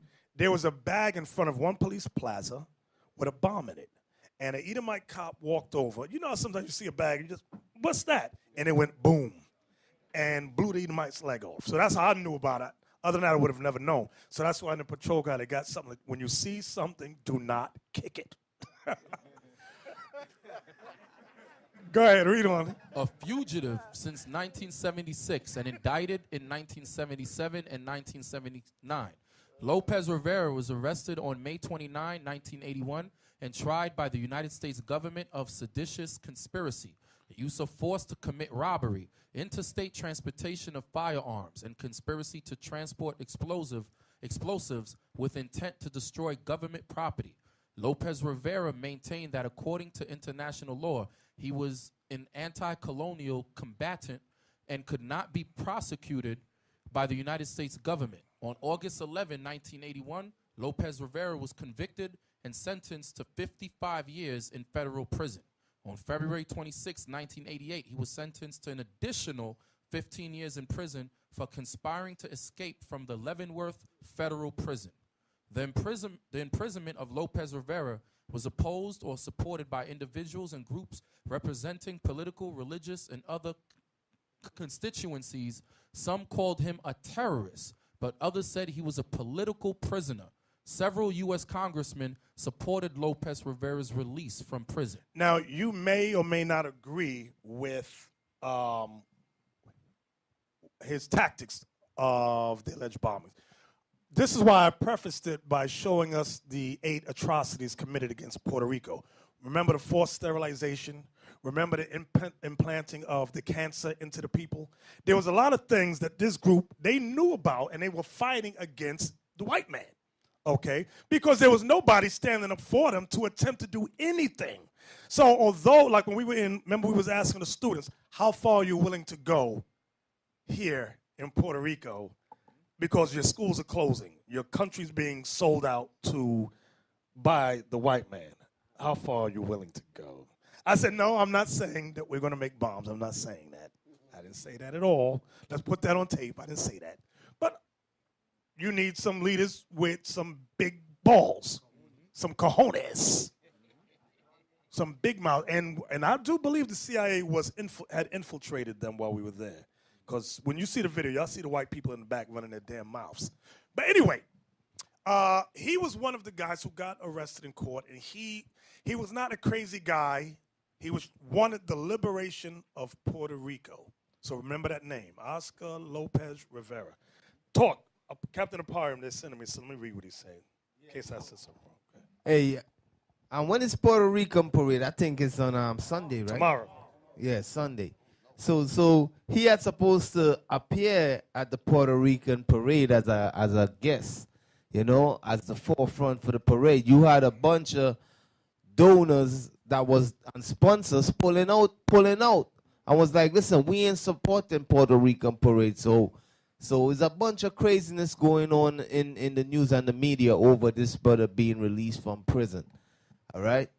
Exactly. Where we at? You know I lost my place. Where we at? Somebody help me. Somebody help me. Where we at last? Genesis 49. I wanted the article. Go back to the 8 atrocities of Puerto Rico. So, again, we have to know, we don't have to be expert in all history, which is what I'm saying, but we should know. Give me the scripture, don't be ignorant of anything. You know what I'm talking about? Find me that in the Sirach. Be not ignorant. You know what? Who knows where it is? Be not ignorant. Small matter of great, thank you. Where is it? Sirach 5 and verse 15, you said, John? Yeah, 5:15. Read that for us, Captain Isaac. Sirach 5, verse 15. Be not ignorant of anything in a great matter or a small. So the Lord is telling us to know something about everything. Know a little something about everything. You don't got to be an expert in world history, but know a little something about everything. That's what we got. That's why I said when you want to know the revolution, just know a few names. You ain't got to know them all because there's a lot. Just know a few. Yes, go ahead. In the early Sabbath class, in the morning classes, one of the words that I was using with the relatively new brothers and sisters is the word tangibility in your teaching. Our job is to make the Bible, like we used to say in the old school, our job is to make this Bible real to our people, where they can feel the relevance of the scriptures to their lives. That's the tangibility, making the Bible tangent to their reality. Okay, like the book of Nehemiah 8:8 says, to cause the people to understand the sense of to get the sense, to cause them to understand the reading. In order for us to do that, we have to find ways to link our people into the Bible. So you have to know something about the people there. You have to know something about the culture, about the revolutionaries, about the different things that pertain to them. And when you can go grab those things that they know about and then bring them into the Bible, there's your tangibility there. That's how you bring them into their photo album called the Bible. Y'all follow me? That's the objective of teaching. Remember that. Exactly. So let's read this, Captain Isaac, about Pedro Albizu Campos. Dr. Pedro Albizu Campos was a prominent leader in the independence movement of Puerto Rico. Albizu was imprisoned numerous times for seditious conspiracy against the United States. While in prison, Albizu said he was a subject of human experimentation without consent or warning. The U.S. government's response was that Albizu was insane. The president of the Cuban Cancer Association, Dr. Orlando Damoy, traveled to Puerto Rico to examine Albizu. Dr. Damoy reported burns on Albizu's body caused by intense radiation. So you see that? The U.S. government said Albizu was insane. They said, oh, he's making things up. We didn't do anything. But then upon examination, they found body marks with intense radiation. Go ahead. What, did he do it to himself? Go ahead. It is said that they placed a metal clip and film on Albizu's skin, and the clip radiated into the film. Go ahead. Albizu died in 1965, and more than 75,000 Puerto Ricans carried his remains to the old San Juan Cemetery. In 1994, under the administration of ex-President Bill Clinton, the United States Department of Energy disclosed that human radiation experiments had been conducted without consent on prisoners in Puerto Rico during the 1950s and 1970s. Where's the reparations? Or did you just get a, I'm sorry. We're sorry. You get a pat on the back, rub on your head, and go along. So this brother wasn't, and all through, you see many statues in schools named after Pedro Albizu Campos, but the spirit that he had of warring against oppression is no longer in Puerto Rico. It's not really there. Right. Say it again. Say it on the mic. Say it on the mic. The students said that. They said that they were out there. They closed the universities. They, like the bishop said, they had barricades, everything. But they were losing power because there was no one that had the spirit to rise up. No one had the spirit to make a move except for the students. And even the students themselves were losing hope. Right. Because the old people, they weren't around, no one was cheering them on, no one was trying to give that spirit to them. Right. Exactly. It's a lost generation. That's why you need constant exhortation. Even in this work, being in the work that we have undertaken, brothers and sisters, remember, we're talking about a new kingdom coming. We're talking about the unification of a destroyed people. It's going to make the powers that be angry. Some of us may be in prison. You have to know how far are you willing to go to get this gospel out. Some will be put to death. Don't worry, don't get scared. Listen, if I get put to death, y'all better keep it going. Or I'm going to ask the Lord to send me back and haunt you. Boo, nigga. Yeah. What's that noise? What's that noise? Let's go back to the article, the 8 atrocities. We read Cornelius. Ponce Massacre. Let's read that, Captain Isaac. Ponce Massacre. The Ponce Massacre, which took place on March 21st. I got to show you. Go ahead, keep talking. I'm going to send you some pictures. 1937 was one of the most violent episodes in the history of the 20th century in Puerto Rico. The activity was announced in El Mundo newspaper on March 19th, indicating that the meeting of the Nationalists in Ponce and adjacent areas would be at 2 p.m. in front of the Nationalist Party headquarters in Ponce. That morning, Colonel Orbeta, the chief of police, traveled to Ponce with the intention of prohibiting the nationalist activity. A week before, the Nationalists had requested authorization for the march from Mayor Jose Tomas Diego, who was away from Puerto Rico on vacation and had left Dr. William Jelpi as acting mayor. Jelpi authorized Casimiro Berenguer, the military instructor of the Cadetes de la República, to disseminate information to the effect that permission had to be granted by Mayor Tomas Diego. The Nationalists had filed the request despite the fact that the laws of Puerto Rico allowed parades or public acts to be held without the need to ask permission. Right. I want to show this next picture that I think he's a soldier or he's an officer, Joel from Columbus, Ohio, sent me. Soldier, can you put that up? Of Pedro Albizu Campos. This is, remember they said he's insane. We didn't do anything to his skin. We didn't burn him. Do y'all see this, what they did to the man in prison? Jack the brother up. So this is why you had people like Oscar Rivera Lopez, the Fawn, going against the United States government. And then people go, oh, he's so evil there. So, no. I understand the mindset, why they did that. Okay? I remember at work, they were upset, my office. They were mad about, who was it? What's the sister's name who fled to Cuba?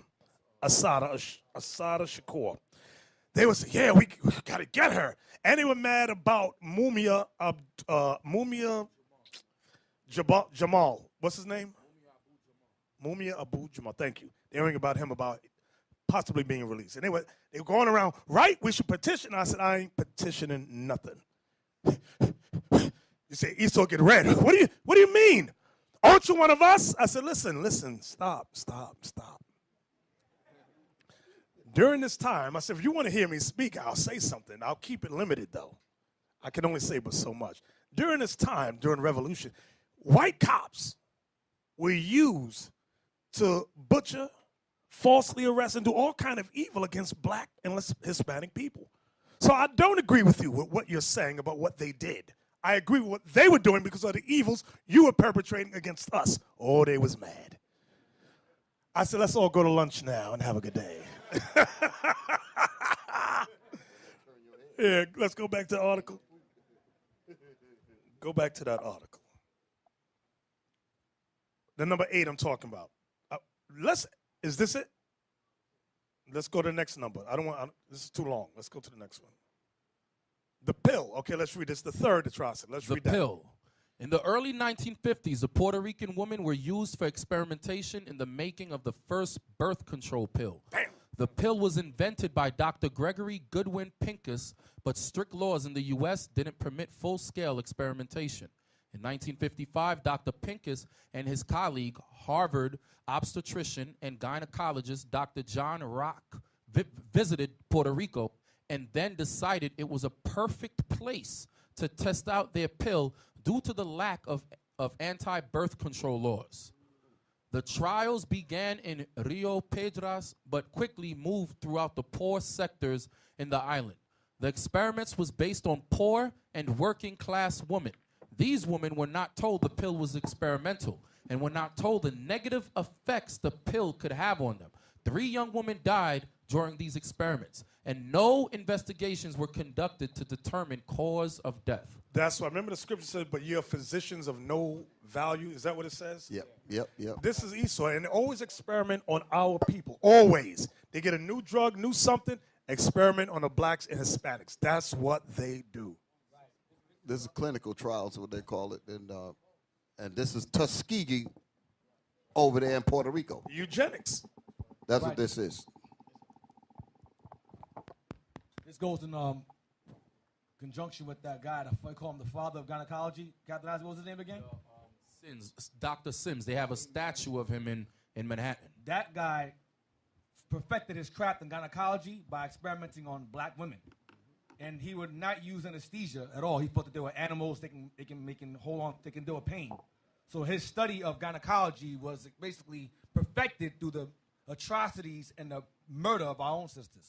So now the same thing you're reading about happening to Ephraim. It's the 2 sides of the same coin. That's the only thing, the difference between us and Ephraim is that the 2 sides of the same exact coin. That's it. We're the exact same people. See, sometimes we read through, because I know we are all sitting here and the bishop is going through all of these things here, and you read that first line. Read that first line again, the very first line up here. In the early 1950s, the Puerto Rican women were used for experimentation in the making of the first birth control pill. Now, jump down to the part where it says they didn't even know what it was about. Where's that part at? Right, the young women, 3 young women. 3 young women died during these experiments, and no investigations were conducted to determine cause of death. No, I'm sorry. It was the part before that. The experiment was based on poor and working class women. These women were not told, that's the part I want, I'm sorry, were not told the pill was experimental. So, now that we have that reality up there, can just formulate in your mind. That's the reason why I talk about let things marinate on your brain. A lot of times you just say things and it'll just go and nobody won't really think about it. Just imagine this act actually going on. They're calling these women in and giving them something, and they don't even know what it is.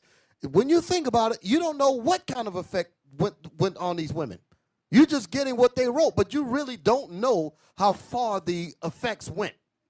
We're just hearing about some, but out of all hundreds of women, you don't know what happened to them. What happened to their children? Some of their children probably was born with this, with that. You don't even know. You don't know how this affected them. You don't know how it affected the people that they were around. You don't know how far these things went. You got to think about how this thing grow from just this and how far it can go. Exactly. Yeah, I mean, like is a clinic in New Haven, Connecticut. They always say they will give you $200 to $500 to $2,000, whatever, to do experiment on you. A lot of time you see our people, you think they're bums. These are the experiment that did on them. Then they left the house. They start living in the street, but they're not bums. Yeah, then they start talking about themselves. Those are experiment. White people were doing them for $500 to $1,000, $2,000, $3,000. Then they messed them up. That's heavy. Go to the next one, Isaac. It's right there. Article. Read that. Number 2. Colonization. The effect of the colonization is very evident on the Puerto Rican people. La Ley de Mordaza was implanted by Governor Jesus T. Pinheiro on May 21st, 1948, which did not permit any Puerto Rican to show any patriotism or even display the Puerto Rican flag. Puerto Ricans were given citizenship in 1917 with the Jones Act. Puerto Ricans were considered alien in United States, but once the Jones Act took effect, more than 20,000 Puerto Ricans were drafted by the Army. So you couldn't be a citizen, but you could fight for America. With the United States came huge changes in the educational system, making American values and principles the main teachings in schools and even forcing teachers to teach English. It wasn't until 1998 that Puerto Ricans changed back to Spanish as their main language in schools. The United States implanted an economy that depended on them. This destroyed the agriculture in Puerto Rico. Stop. The United States implanted an economy that depended on them. This destroyed the agriculture in Puerto Rico. You know how heavy that is? Remember some time ago I was telling y'all about Ghana. What's his name, the president? What's his name, the first one? Kwame Nkrumah. And how foreign aid, listen good, foreign aid, America gives foreign aid worldwide. It forces you to be dependent on the United States of America. That way you all, it's like remember the scriptures used, it said we shall be nourished from what? From the face of the serpent. America, and remember about all nations, it said, and the kings of the earth drink the wine of the wrath of her fornication. All nations want this American currency. They want help with the economy, and America gives it. Whoever pays the piper calls the tune. Y'all know what that expression means, right? I give you the money, I'm calling the shots. So all nations have drunk of that wine. Everybody says, oh, I want this, I want that. This is what this is saying. The United States implanted an economy that depended on them. This destroyed the agriculture in Puerto Rico. In that documentary called The End of Poverty, this part, what the bishop just said, is in there. They refer to these people that come in and sit with the prime ministers and sit with the leaders of those lands. They call them jackals. And so they offer it to you in a nice way because there might be a recorder recording somewhere. So they say it in a nice way. And if you don't buy our carpet, if you don't accept our carpet of gold, we will bury you under a carpet of bombs. We'll send you in. We'll send in the military to get to further our objectives that way. Right, and in the film, the documentary, the guy said they wouldn't say it in those words, exactly, but you knew what they meant. That if you didn't accept it. Read on, Captain Isaac. The United States implanted an economy that depended on them. This destroyed the agriculture in Puerto Rico. In less than 20 years, 90 cents of each dollar that a Puerto Rican spent went to the United States. Y'all see that? Do you see that? 90 cents. 90 cents of a dollar. Went to America. Went to America. You got a dime. That was it. And then you probably had to pay taxes on that. And when you ask yourself why, that's because, let's say, America gave Puerto Rico, let's say, $8 billion for their help in their economy. You got to pay that back. If they don't give you the money they don't give you that wine for free. I'm saying it like that for a reason. Now you got to pay back. So now comes 90 cents out of each dollar. Now you left with a dime. That's some heavy. This is how everything got destroyed over there. And it's not just Puerto Rico. Understand, they was doing this all through Africa. They're still doing it. Go ahead. Read on. This made Puerto Rico one of the poorest countries in America. The Puerto Ricans still do not have a defined status. Puerto Rico has one of the worst economies in America and an unemployment rate of more than 16%. Puerto Ricans don't have the same rights for their Social Security or even veterans benefits, even though they meet the same requirements than the people that live in the states. Exactly. See, they didn't speak Spanish until 1998. That's when it became, they went back to the language. Like we read Captain Yashua said, that's why Puerto Rican Spanish is so messed up.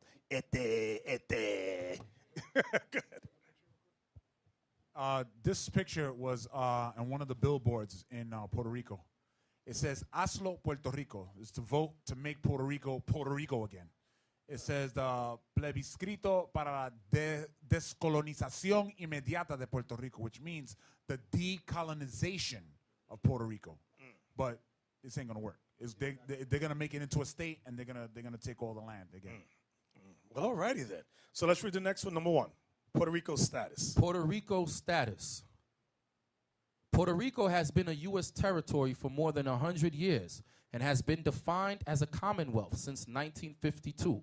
Puerto Ricans cannot vote for the U.S. president or Congress, but they have to obey federal laws.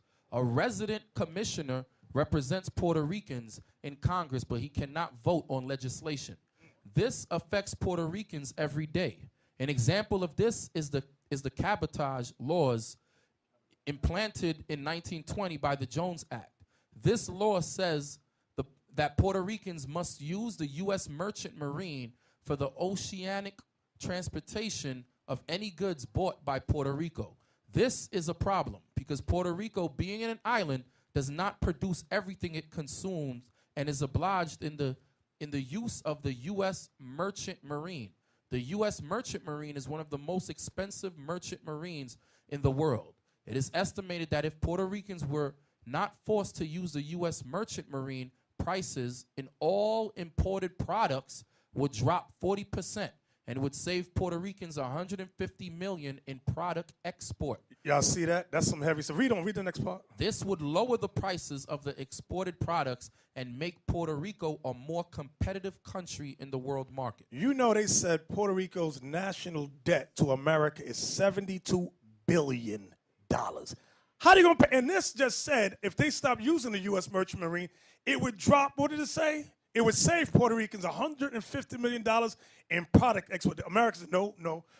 Everything that America puts on Puerto Rico puts a higher debt, more debt, more debt, more. That's what they do throughout other third world countries, keeping them in that dependency state. That's some evil right here. So now, we're almost done. What time is it? Let me look at it. I don't want to keep it out too long. Okay. Give me Isaiah 11. We finished with Puerto Rico. Actually, give me Genesis 49. We didn't read that, Captain Isaac. Not you. Captain Isaac, we didn't read Genesis 49. What verse you want, Bishop? Verse 22. Verse 22. Actually, start at verse 1, 2, and then jump to verse 22. Genesis 49 and verse 1. And Jacob called unto his sons and said, gather yourselves together, that I may tell you that which shall befall you in the last days. The last 4 words is what you want to stress when you're teaching on the street. In the last days. In the last days. Because you'll get these dumb Christian apologists that go, no. It has no relevance for today. And let me tell you something. Christianity has made the Bible into mythology. Christianity has turned the Bible into mythology. Y'all going to laugh. You're going to laugh. But I was watching Wonder Woman. I saw Wonder Woman. And in it, they said Zeus created mankind. And his son Ares got angry and jealous and caused a rebellion to fight against Zeus. Have y'all heard that before? That's the Christian doctrine of Lucifer caused a rebellion in heaven to fight against the. It's the same BS, the same Christian lies. Okay? And we'll go over that another day. But read on. Gather yourselves together and hear, ye sons of Jacob, and hearken unto Israel your father. Verse 22. Joseph is a fruitful bow. Remember, Joseph had 2 sons, Ephraim and Manasseh. Go ahead. Even a fruitful bow by a well. Meaning they would live around water, be an island. Go ahead. Whose branches run over the wall. In Puerto Rico, they have something called El Moro, which is a huge It's bigger than the castles in Ghana that we saw. This one was at least 3 times the size. Huge. And in it, you got a Christian section where they forced the Indians to become Christian, and they burned the names of your slave on the backs of the men and on the breasts of the women. That's what they did. And they Christianed them and gave them these little funny names y'all got, like Ramirez, Fernandez, Camos, all these other names, Comas, whatever the hell you say. All these names, they branded on you. Read on. The archers have sorely... The archers have sorely grieved him. The archers make a reference to the conquistadors. Go ahead. And shot at him and hated him. And what? And hated him. See, that's the proof. Many times you'll see these romanticized movies with Columbus. And they say, oh, he loved it. He did not love them. The Bible says, and did I misunderstand that word? Does the word hated right there? Is that there? It says, and hated him. So God is telling us historically they hate us. Go ahead. But his bow abode in strength, and the arms of his hands were made strong by the hands of the mighty God of Jacob. Hey, who was the Puerto Rican king that wanted to see if the white man was a god? What was his name? That was a cacique. That was a cacique. I think that was the first cacique. Or the first one that we saw started with an A. The first one on that list. How you pronounce it? Aguabana. Aguabana. Aguabana. He told the Taínos, he said, grab him, that white man. Because remember, he saw that armor and all that. He said, grab him and hold him underwater. They drowned him for 3 days. And he made the Taínos watch them for 3 days. And he said, if he resurrects after 3 days, then they're God. But he didn't. So once he realized that the white man wasn't a God, was immortal, he told the Taínos to revolt. And it was a Taíno revolt. Exactly. Y'all got, that's some heavy stuff. I got a good laugh on that. Right. And Noah says that he hated them. That goes back to them being unfortunate subjects. To that article earlier. Them being unfortunate, being lazy. Right. That goes back to them hating him. It's the same exact spirit. And the same exact people. Look at that. Do y'all see a cross that they're putting him up on? That is a cross that they're hanging him up on. And that was a drawing that they did. Okay. Read on, Captain Isaac. What verse you at? Verse 25. Go ahead. Even by the God of thy father who shall help thee, and by the Almighty who shall bless thee with blessings of heaven above. That means good weather. Go ahead. Blessings of the deep that lieth under. That's the fish and the wealth that was under the water. Go ahead. Blessings of the breast and of the womb. That means Ephraim had. That's what Ephraim means. I am fruitful. They have a lot of children. Go ahead. The blessings of thy father have prevailed above the blessings of my progenitors unto the utmost bound of the everlasting hills. Right. So Jacob was saying the blessings that came upon your father Joseph was greater than the blessings that my father Isaac got. Go ahead. They shall be on the head of Joseph and on the crown of the head of him that was separate from his brethren. Remember, Joseph was separate from his brethren. So now, give me, we're almost done. Give me Isaiah 11 and 12 and 13. Isaiah 11, verse 12 and 13. Isaiah chapter 11, verse 12. And he shall set up an ensign for the nations, and shall assemble the outcasts of Israel. Are you reading Isaiah 11 and 12? Yes, sir. Because I'm not found, but I want 11 verse 12. Go ahead, read it again. I guess, read 12. Yeah, that's verse 12. Oh, that's 12. Okay, go ahead. I'm not following. And he shall set up an ensign for the nations, and shall assemble the outcasts of Israel. So the nations what, brothers, raise your hand. What is the ensign? Yes, right there. Brother with glasses, and stand up. What is the ensign? Shalom, leadership, Brother Jedediah. Jedediah? Yes. The ensign is the Bible. Very good. Now, wait, stay right there. Read it again, Captain Isaac. And he shall set up an ensign for the nations, and shall assemble the outcast of Israel. So the nations, give me another word for nations. Starts with a G. Oh, the Gentiles. Very good. Okay, all right. Wait, stay right there. Read on, Captain Isaac.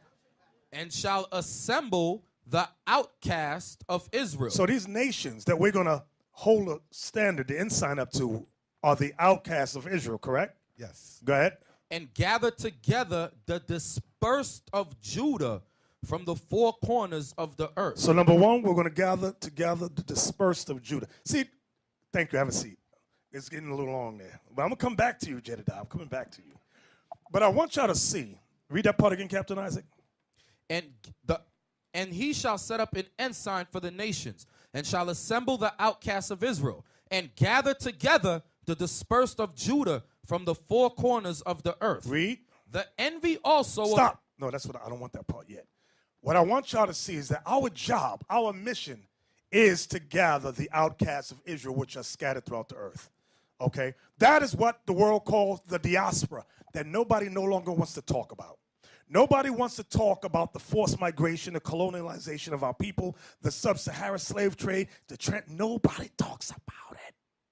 But that is what this Bible is talking about. I want everybody to understand that. And it's on this side of the world and the other. Real quick, Captain Isaac, I forgot this one. Give me Hosea chapter 11. I should have read this earlier. Hosea chapter 11 just popped in my head. Hosea 11 verse 10. They shall walk after the Lord. He shall roar like a lion. When he shall roar, then the children shall tremble from the west. That's this side of the earth. We're in the Western Hemisphere. Okay? That precepts, write this down, that precepts with what we had read earlier in Deuteronomy. Go back to the Isaac, Captain Isaac. Deuteronomy is the 33:17. This is the precept. Somebody help Captain Isaac. Deuteronomy 33:17. Go ahead. His glory is like the firstling of his bullock, and his horns are like the horns of a unicorns. With them he shall push the people together to the ends of the earth. Now go back to Hosea 11 and 10 again. Let everything else go. Hosea 11 verse 10. They shall walk after the Lord. He shall roar like a lion. When he shall roar, then the children shall tremble from the west. How did they get to the west? Because Ephraim and Manasseh pushed them to the other sides of the earth. That's what it's talking about. So use those two precepts together. So because remember, we were in the east. How did they get to the west? Ephraim and Manasseh brought them here. So now that doesn't mean all Israel is on this side, because if we know, according to Isaiah 11:11, they're on the eastern side as well. Now go back to Isaiah 11, and you were in verse 13. I'm going to hit y'all with something. Watch this. Isaiah chapter 11 and verse 13. The envy also of Ephraim shall depart. The word envy means hatred. The hatred of Ephraim shall depart. Now, while brothers were teaching, we were getting a lot of messages on, what is that called? Facebook Live. People say, well, but why do the Puerto Ricans hate black people so much? All that was instilled in a lot of the Latin American tribes. Understand what I'm saying? Like in Santo Domingo, they put up that picture of Satan being a black man with woolly hair and the angels being white with pelo amarillo, pelo blanco, bonitas. So from a youth, you grow up with that hatred against anyone or anything that's dark. And half of them be dark as hell, and they hate themselves. And they'll say they white. We're right. They'll say they white. They grow up with that mindset. Okay? Read it again. Isaiah 11 and verse 13. The envy also of Ephraim shall depart, and the adversaries of Judah shall be cut off. Ephraim shall not envy Judah, and Judah shall not vex Ephraim. How does Judah vex Ephraim? How does Judah vex Ephraim? Over here. You see it on YouTube all the time. Just give you a hint, but we vex Ephraim by calling we make fun of them, be like, oh, they think they're white. Even in the scriptures, when it goes into us calling them the Gentiles. Right. That's the one we wanted. Because look on YouTube, how many of them say, oh, those Puerto Ricans aren't Israelites, Mexicans aren't Israelites, none of the Latins are Israelites. Shh. Be quiet. Be quiet.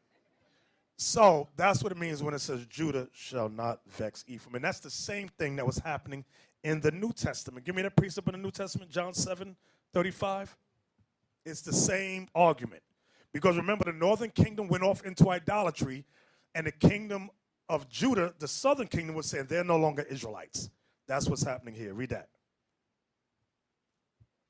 John chapter 7, verse 35. Go ahead. Then said the Jews among themselves, whither will he go, that we shall not find him? Will he go unto the dispersed? The word dispersed is the same word as diaspora. It's the same word as scattered. All have the same meaning. Go ahead. Will he go unto the dispersed among the Gentiles? Among the Gentiles. And teach the Gentiles? See that? They were calling the dispersed Israelites Gentiles. It's the same thing today. That's why many of the southern kingdom say those Latin tribes, they're not Israelites, especially if they're light-skinned. Okay, and I told you back in the day, I remember Masha used to tell us that that there was a paper bag quota in Israel. You couldn't get in Israel before that. You had to be dark. You had to look like me and Lava. No, Bishop. They have to look like you. Go back. Isaiah chapter 11 and verse 13. The envy also of Ephraim shall depart, and the adversaries of Judah shall be cut off. Ephraim shall not envy Judah, and Judah shall not vex Ephraim. So all the internal bickering of Israel is going to stop. Our job, brothers, is to gather them. Put the map back up, brothers. Canada, come on. Put the map back up. I want Central South America. Let's put it back on the screen again. Remember, the diaspora was vast. We were scattered North, Central, South America, and all these places, including the islands, those small islands like St. Lucia, Dominica, Dominican Republic, Haiti, Bahamas, Cuba, Jamaica. Let me see one of the little islands there. St. Vincent, St. Croix, thank you. Barbados, thank you. So then you got in between, thank you, brothers. I appreciate you now. Now I can see. You got Belize, Guatemala, El Salvador, Costa Rica, Panama, San Jose. All these places, the French Guiana. All these places, look where our people were scattered. And not just there. Go to the other map now. Bermuda, not just there. So the work is large. That's why it says that Israel numbers the sand of the sea, which cannot be measured nor numbered. Come on. Next map. We understand that we are the only group, brothers and sisters, who's even concerned about the diaspora as the scriptures teach us. To the 12 tribes of Israel scattered abroad greeting. Can we get the next picture, please? Look at this. As we have proven in past lessons, our people scattered in Mauritania, okay, Morocco, Tunisia, Libya, Egypt, Algeria, all these places, I don't know how to pronounce Eritrea, okay, Mali, Nigeria, Cameroon, the Congo. Our people are still there, okay? And listen, it's not our job to make them believe they're Israel. It's our job only to teach, and whoever comes. Give me a scripture in John 10 where Christ said, my sheep. Our job is not to force them to believe nothing. Our job is simply, Christ said, what did he say? Matthew 24:14, and when this gospel shall be preached throughout the world, then shall the end come. And the world he's talking about is the world of Israel. Wherever the diaspora is, we are going. We have to go. So you brothers and sisters online who speak other languages, translate the flyers, translate the literature, mail it to your friends and neighbors in all these locations. The seed must be planted. Right. Ella, can I say one thing? Because in some of these countries, guess what? There's no internet access. You understand? In some of these countries, there's no internet access. There's no how to say? Is laws set up where you can't view certain things on YouTube. You understand? So that's why you need brothers on the ground, boots on the ground, handing out flyers and talking to the people. You understand? That goes a long way. You know, a lot of times we got called from people from other countries like saying that, oh, somebody gave them a flyer or so forth. That's how they hear about us. You know, and they following us from then.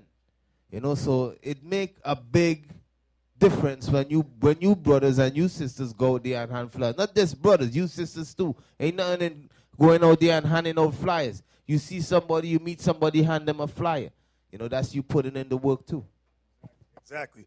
And these flyers need to be translated. So you brothers and sisters online who are listening, who are watching, translate the flyers in your language, okay? Because I know in some of these countries where the Arabs are, you can't even bring a Bible into some countries, or else you get imprisoned, okay?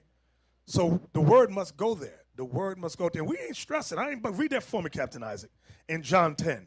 Because the thought is, listen how dumb in America, listen to Israelites. You got two stupid Israelite groups. Listen, one Israelite group says, don't teach the Puerto Ricans and the Latin Americans, they're white people.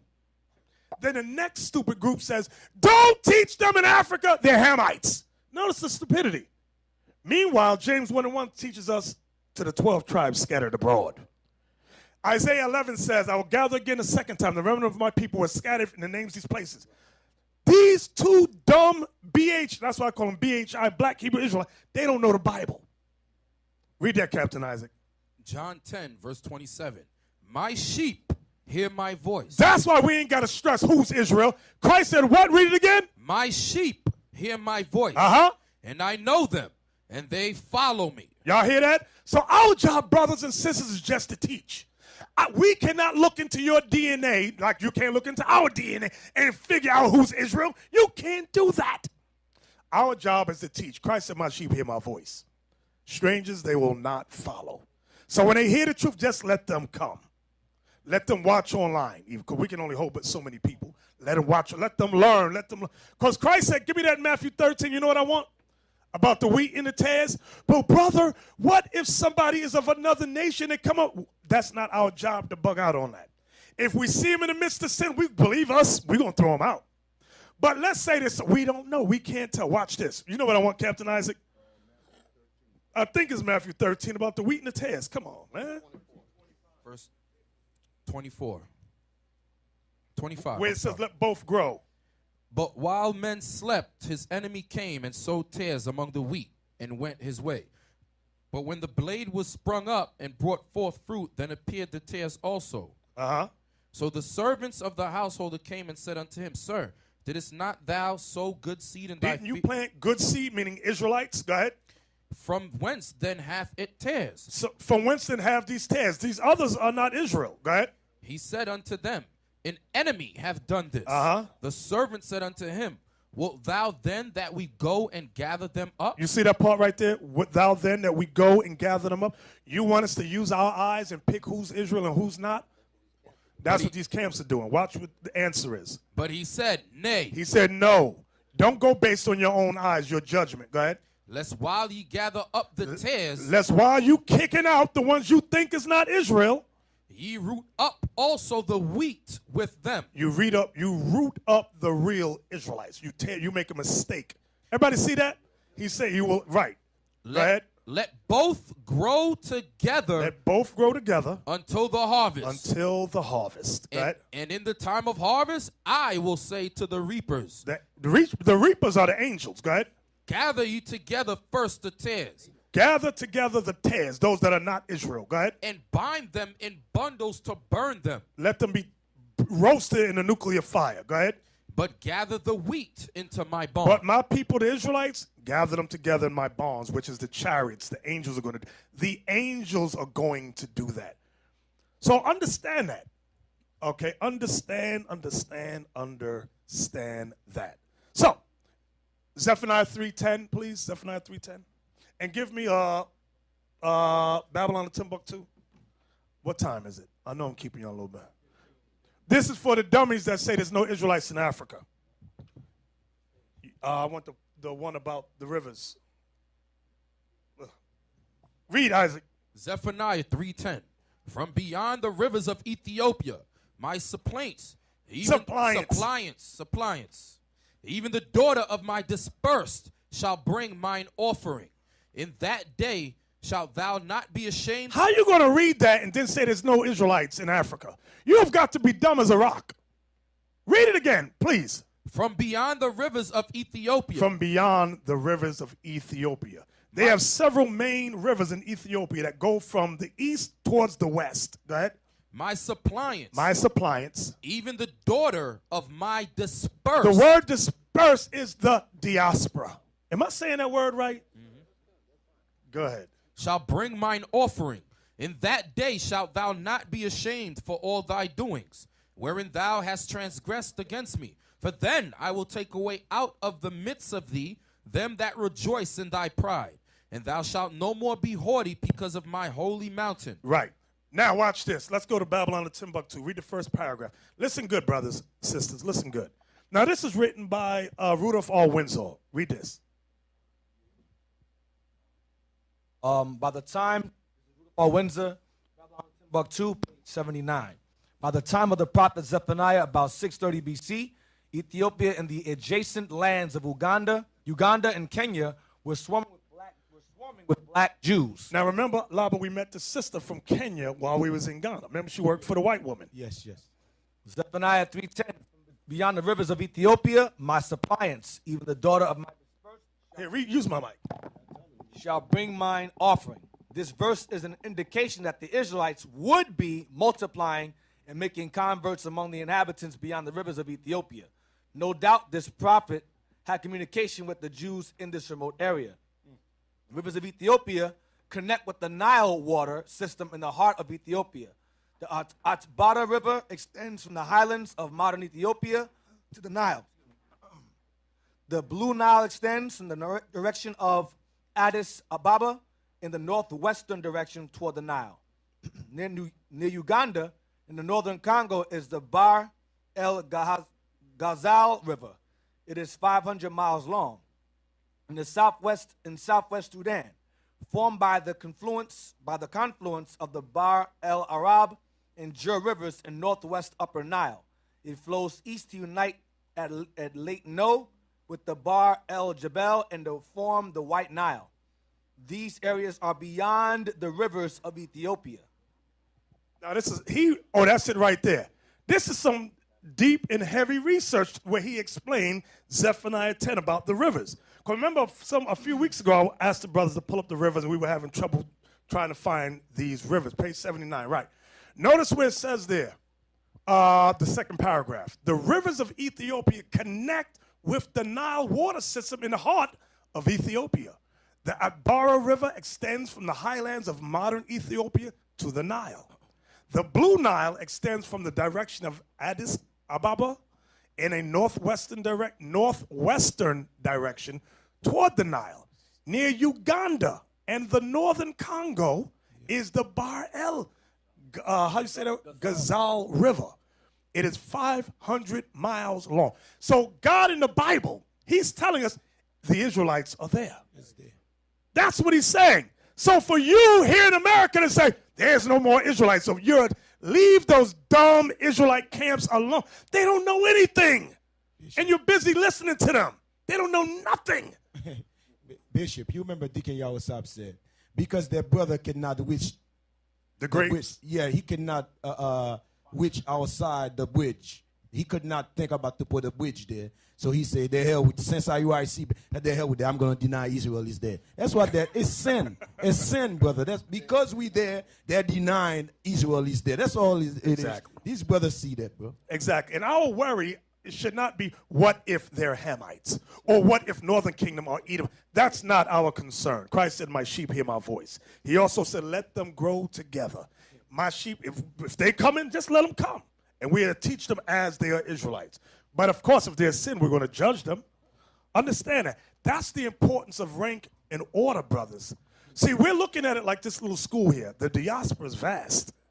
We don't know what's to come from today to tomorrow. As the Most High can open up doors overnight in certain countries, certain states, certain locations. We must be ready. Understand? Y'all men understand that? So an officer of 50, your job is to lead and teach 50 men. Officer 10, you take these 10 people right here and you teach them, so forth and so on. The job is vast. But if you think of this just as some, you don't believe the Bible, this is just some Pentecostal Baptist thing, the Bible will never be real to you. And you're wasting your time here, okay? Because this job is real. I see it. I don't know about you, brothers. You captains understand what I'm saying? This profession is real. Okay, we have to gather our people who've been colonialized, subject to, and remember, when they colonialized us, they put us into, we were subject to the sub-Saharan slave trade, transatlantic slave trade. They did a job on us. Changed our identities, our language, our culture, our heritage.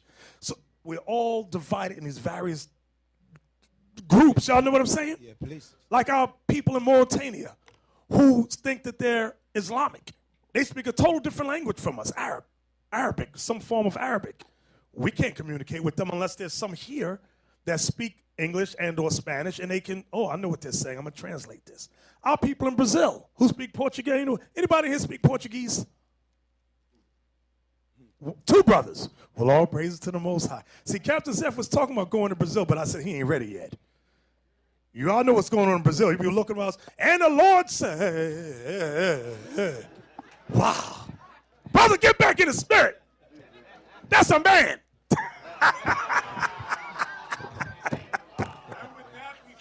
And with that, we say shalom.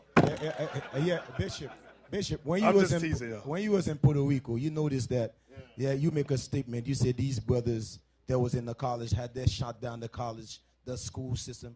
You know, they're all looking for leaders. You understand? They're looking for men to stand up for them, but they're looking around. They don't see no leaders. We are always looking for leaders in Israel. You understand? That's what Bishop said. Israel is gathered to all these corners. When one of you are going to stand up and be the leaders? That's why you're here for. That's not a hangout. That's not a place you just, you know what I mean, just come and hang out here. Y'all come up in here to make you to be leaders.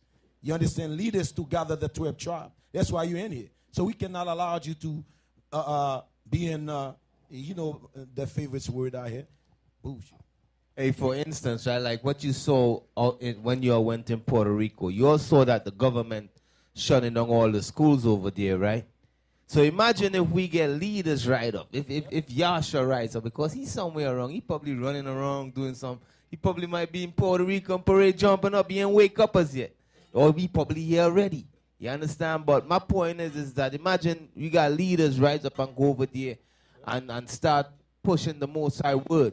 You understand? Letting these people know, listen, you only need the white man to set up schools for you all. We could set it up ourselves. We could set up universities, college, and so forth. So imagine if a leader rise up and try to do that over there.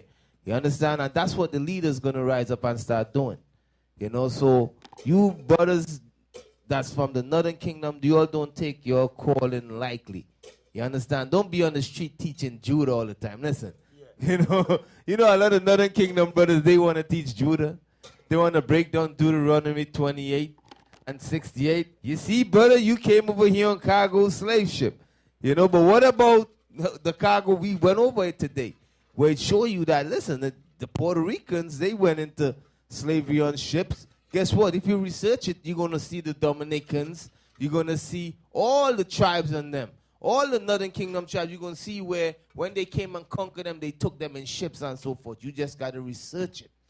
You understand? So you brothers, you all got to rise up. You leaders, you Northern Kingdom brothers, you all got to rise up, man. We ain't going to always be protecting you all. You understand? Aitan ain't going to jump to your defense all the time. All praises. So, Officer Yakin posted this a couple of days ago on the group me. I sent it to the chat. All right, because we all know about the Jim Crow laws that the so-called blacks endured over here. Guess what? The Northern Kingdom, they had the same thing. They went through the same thing. This is it right here. Okay? And look, mockery. They called it Juan Crow. All right? It's a type of law or policy related to enforcement of immigration statutes against Latinos in the United States. The term is patterned after Jim Crow laws that enforced racial segregation and kept blacks as an underclass. So this was instituted to keep the Latinos, brothers and sisters, as an underclass. All right, and it was mainly implemented in Arizona, Alabama, Georgia, and so forth. All right, so this is more proof that the Northern Kingdom of Israel, y'all went through the curses too. Jeremiah 50 and 33. All right, so there's more proof for y'all when y'all on these streets. Right? And you know what's good about this history, Captain, as like you brought out? We got the days of biblical mythology is over with the Israelites. This is why people hate the Israelites. We make the Bible real. That's the problem. They want the Bible to stay a myth. No. It talks about oppression in here. And we're going to just go through history and explain what they did to us. Because this is our book and our record. It makes the nations angry. So we have to know our history, okay? And that's why, brothers, some of y'all want to travel with us over to Africa. We got to know a little bit of that history. That's why I put up the movie about Lumumba. Look at it. With the sister, she says she's going to try her best to open up some doors for us. We're going to leave you light ones back, Dick, or we don't want them to eat your fingers. No, I'm joking. I'm just messing with y'all. I'm joking. But we got it boots on the ground over there. I'm in one place of Nigeria. I was speaking with Officer Ashan. He said, Nigeria is in such a turmoil, especially during the northern part. He said, if we go, it must be less than 24 hours. He said, we'll be in a bed sleep, door get kicked open, black bag put on your head, and you gone. He said it'd be like that. Once they get word that we're over there, that's it. Exactly. They're going to swoon in. Exactly. Remember, what we're teaching is going worldwide. Don't think it stays here in this little room. No. People know about the Israelites. And we blasting Islam. You got a lot of these little crazy Arabs. I remember this Arab was saying, he said, if you was in my country, I'd kill you. But we ain't in your country. Now it might come a day when he goes, I remember you. You are in my country now. So we going. All praise to the Most High. So.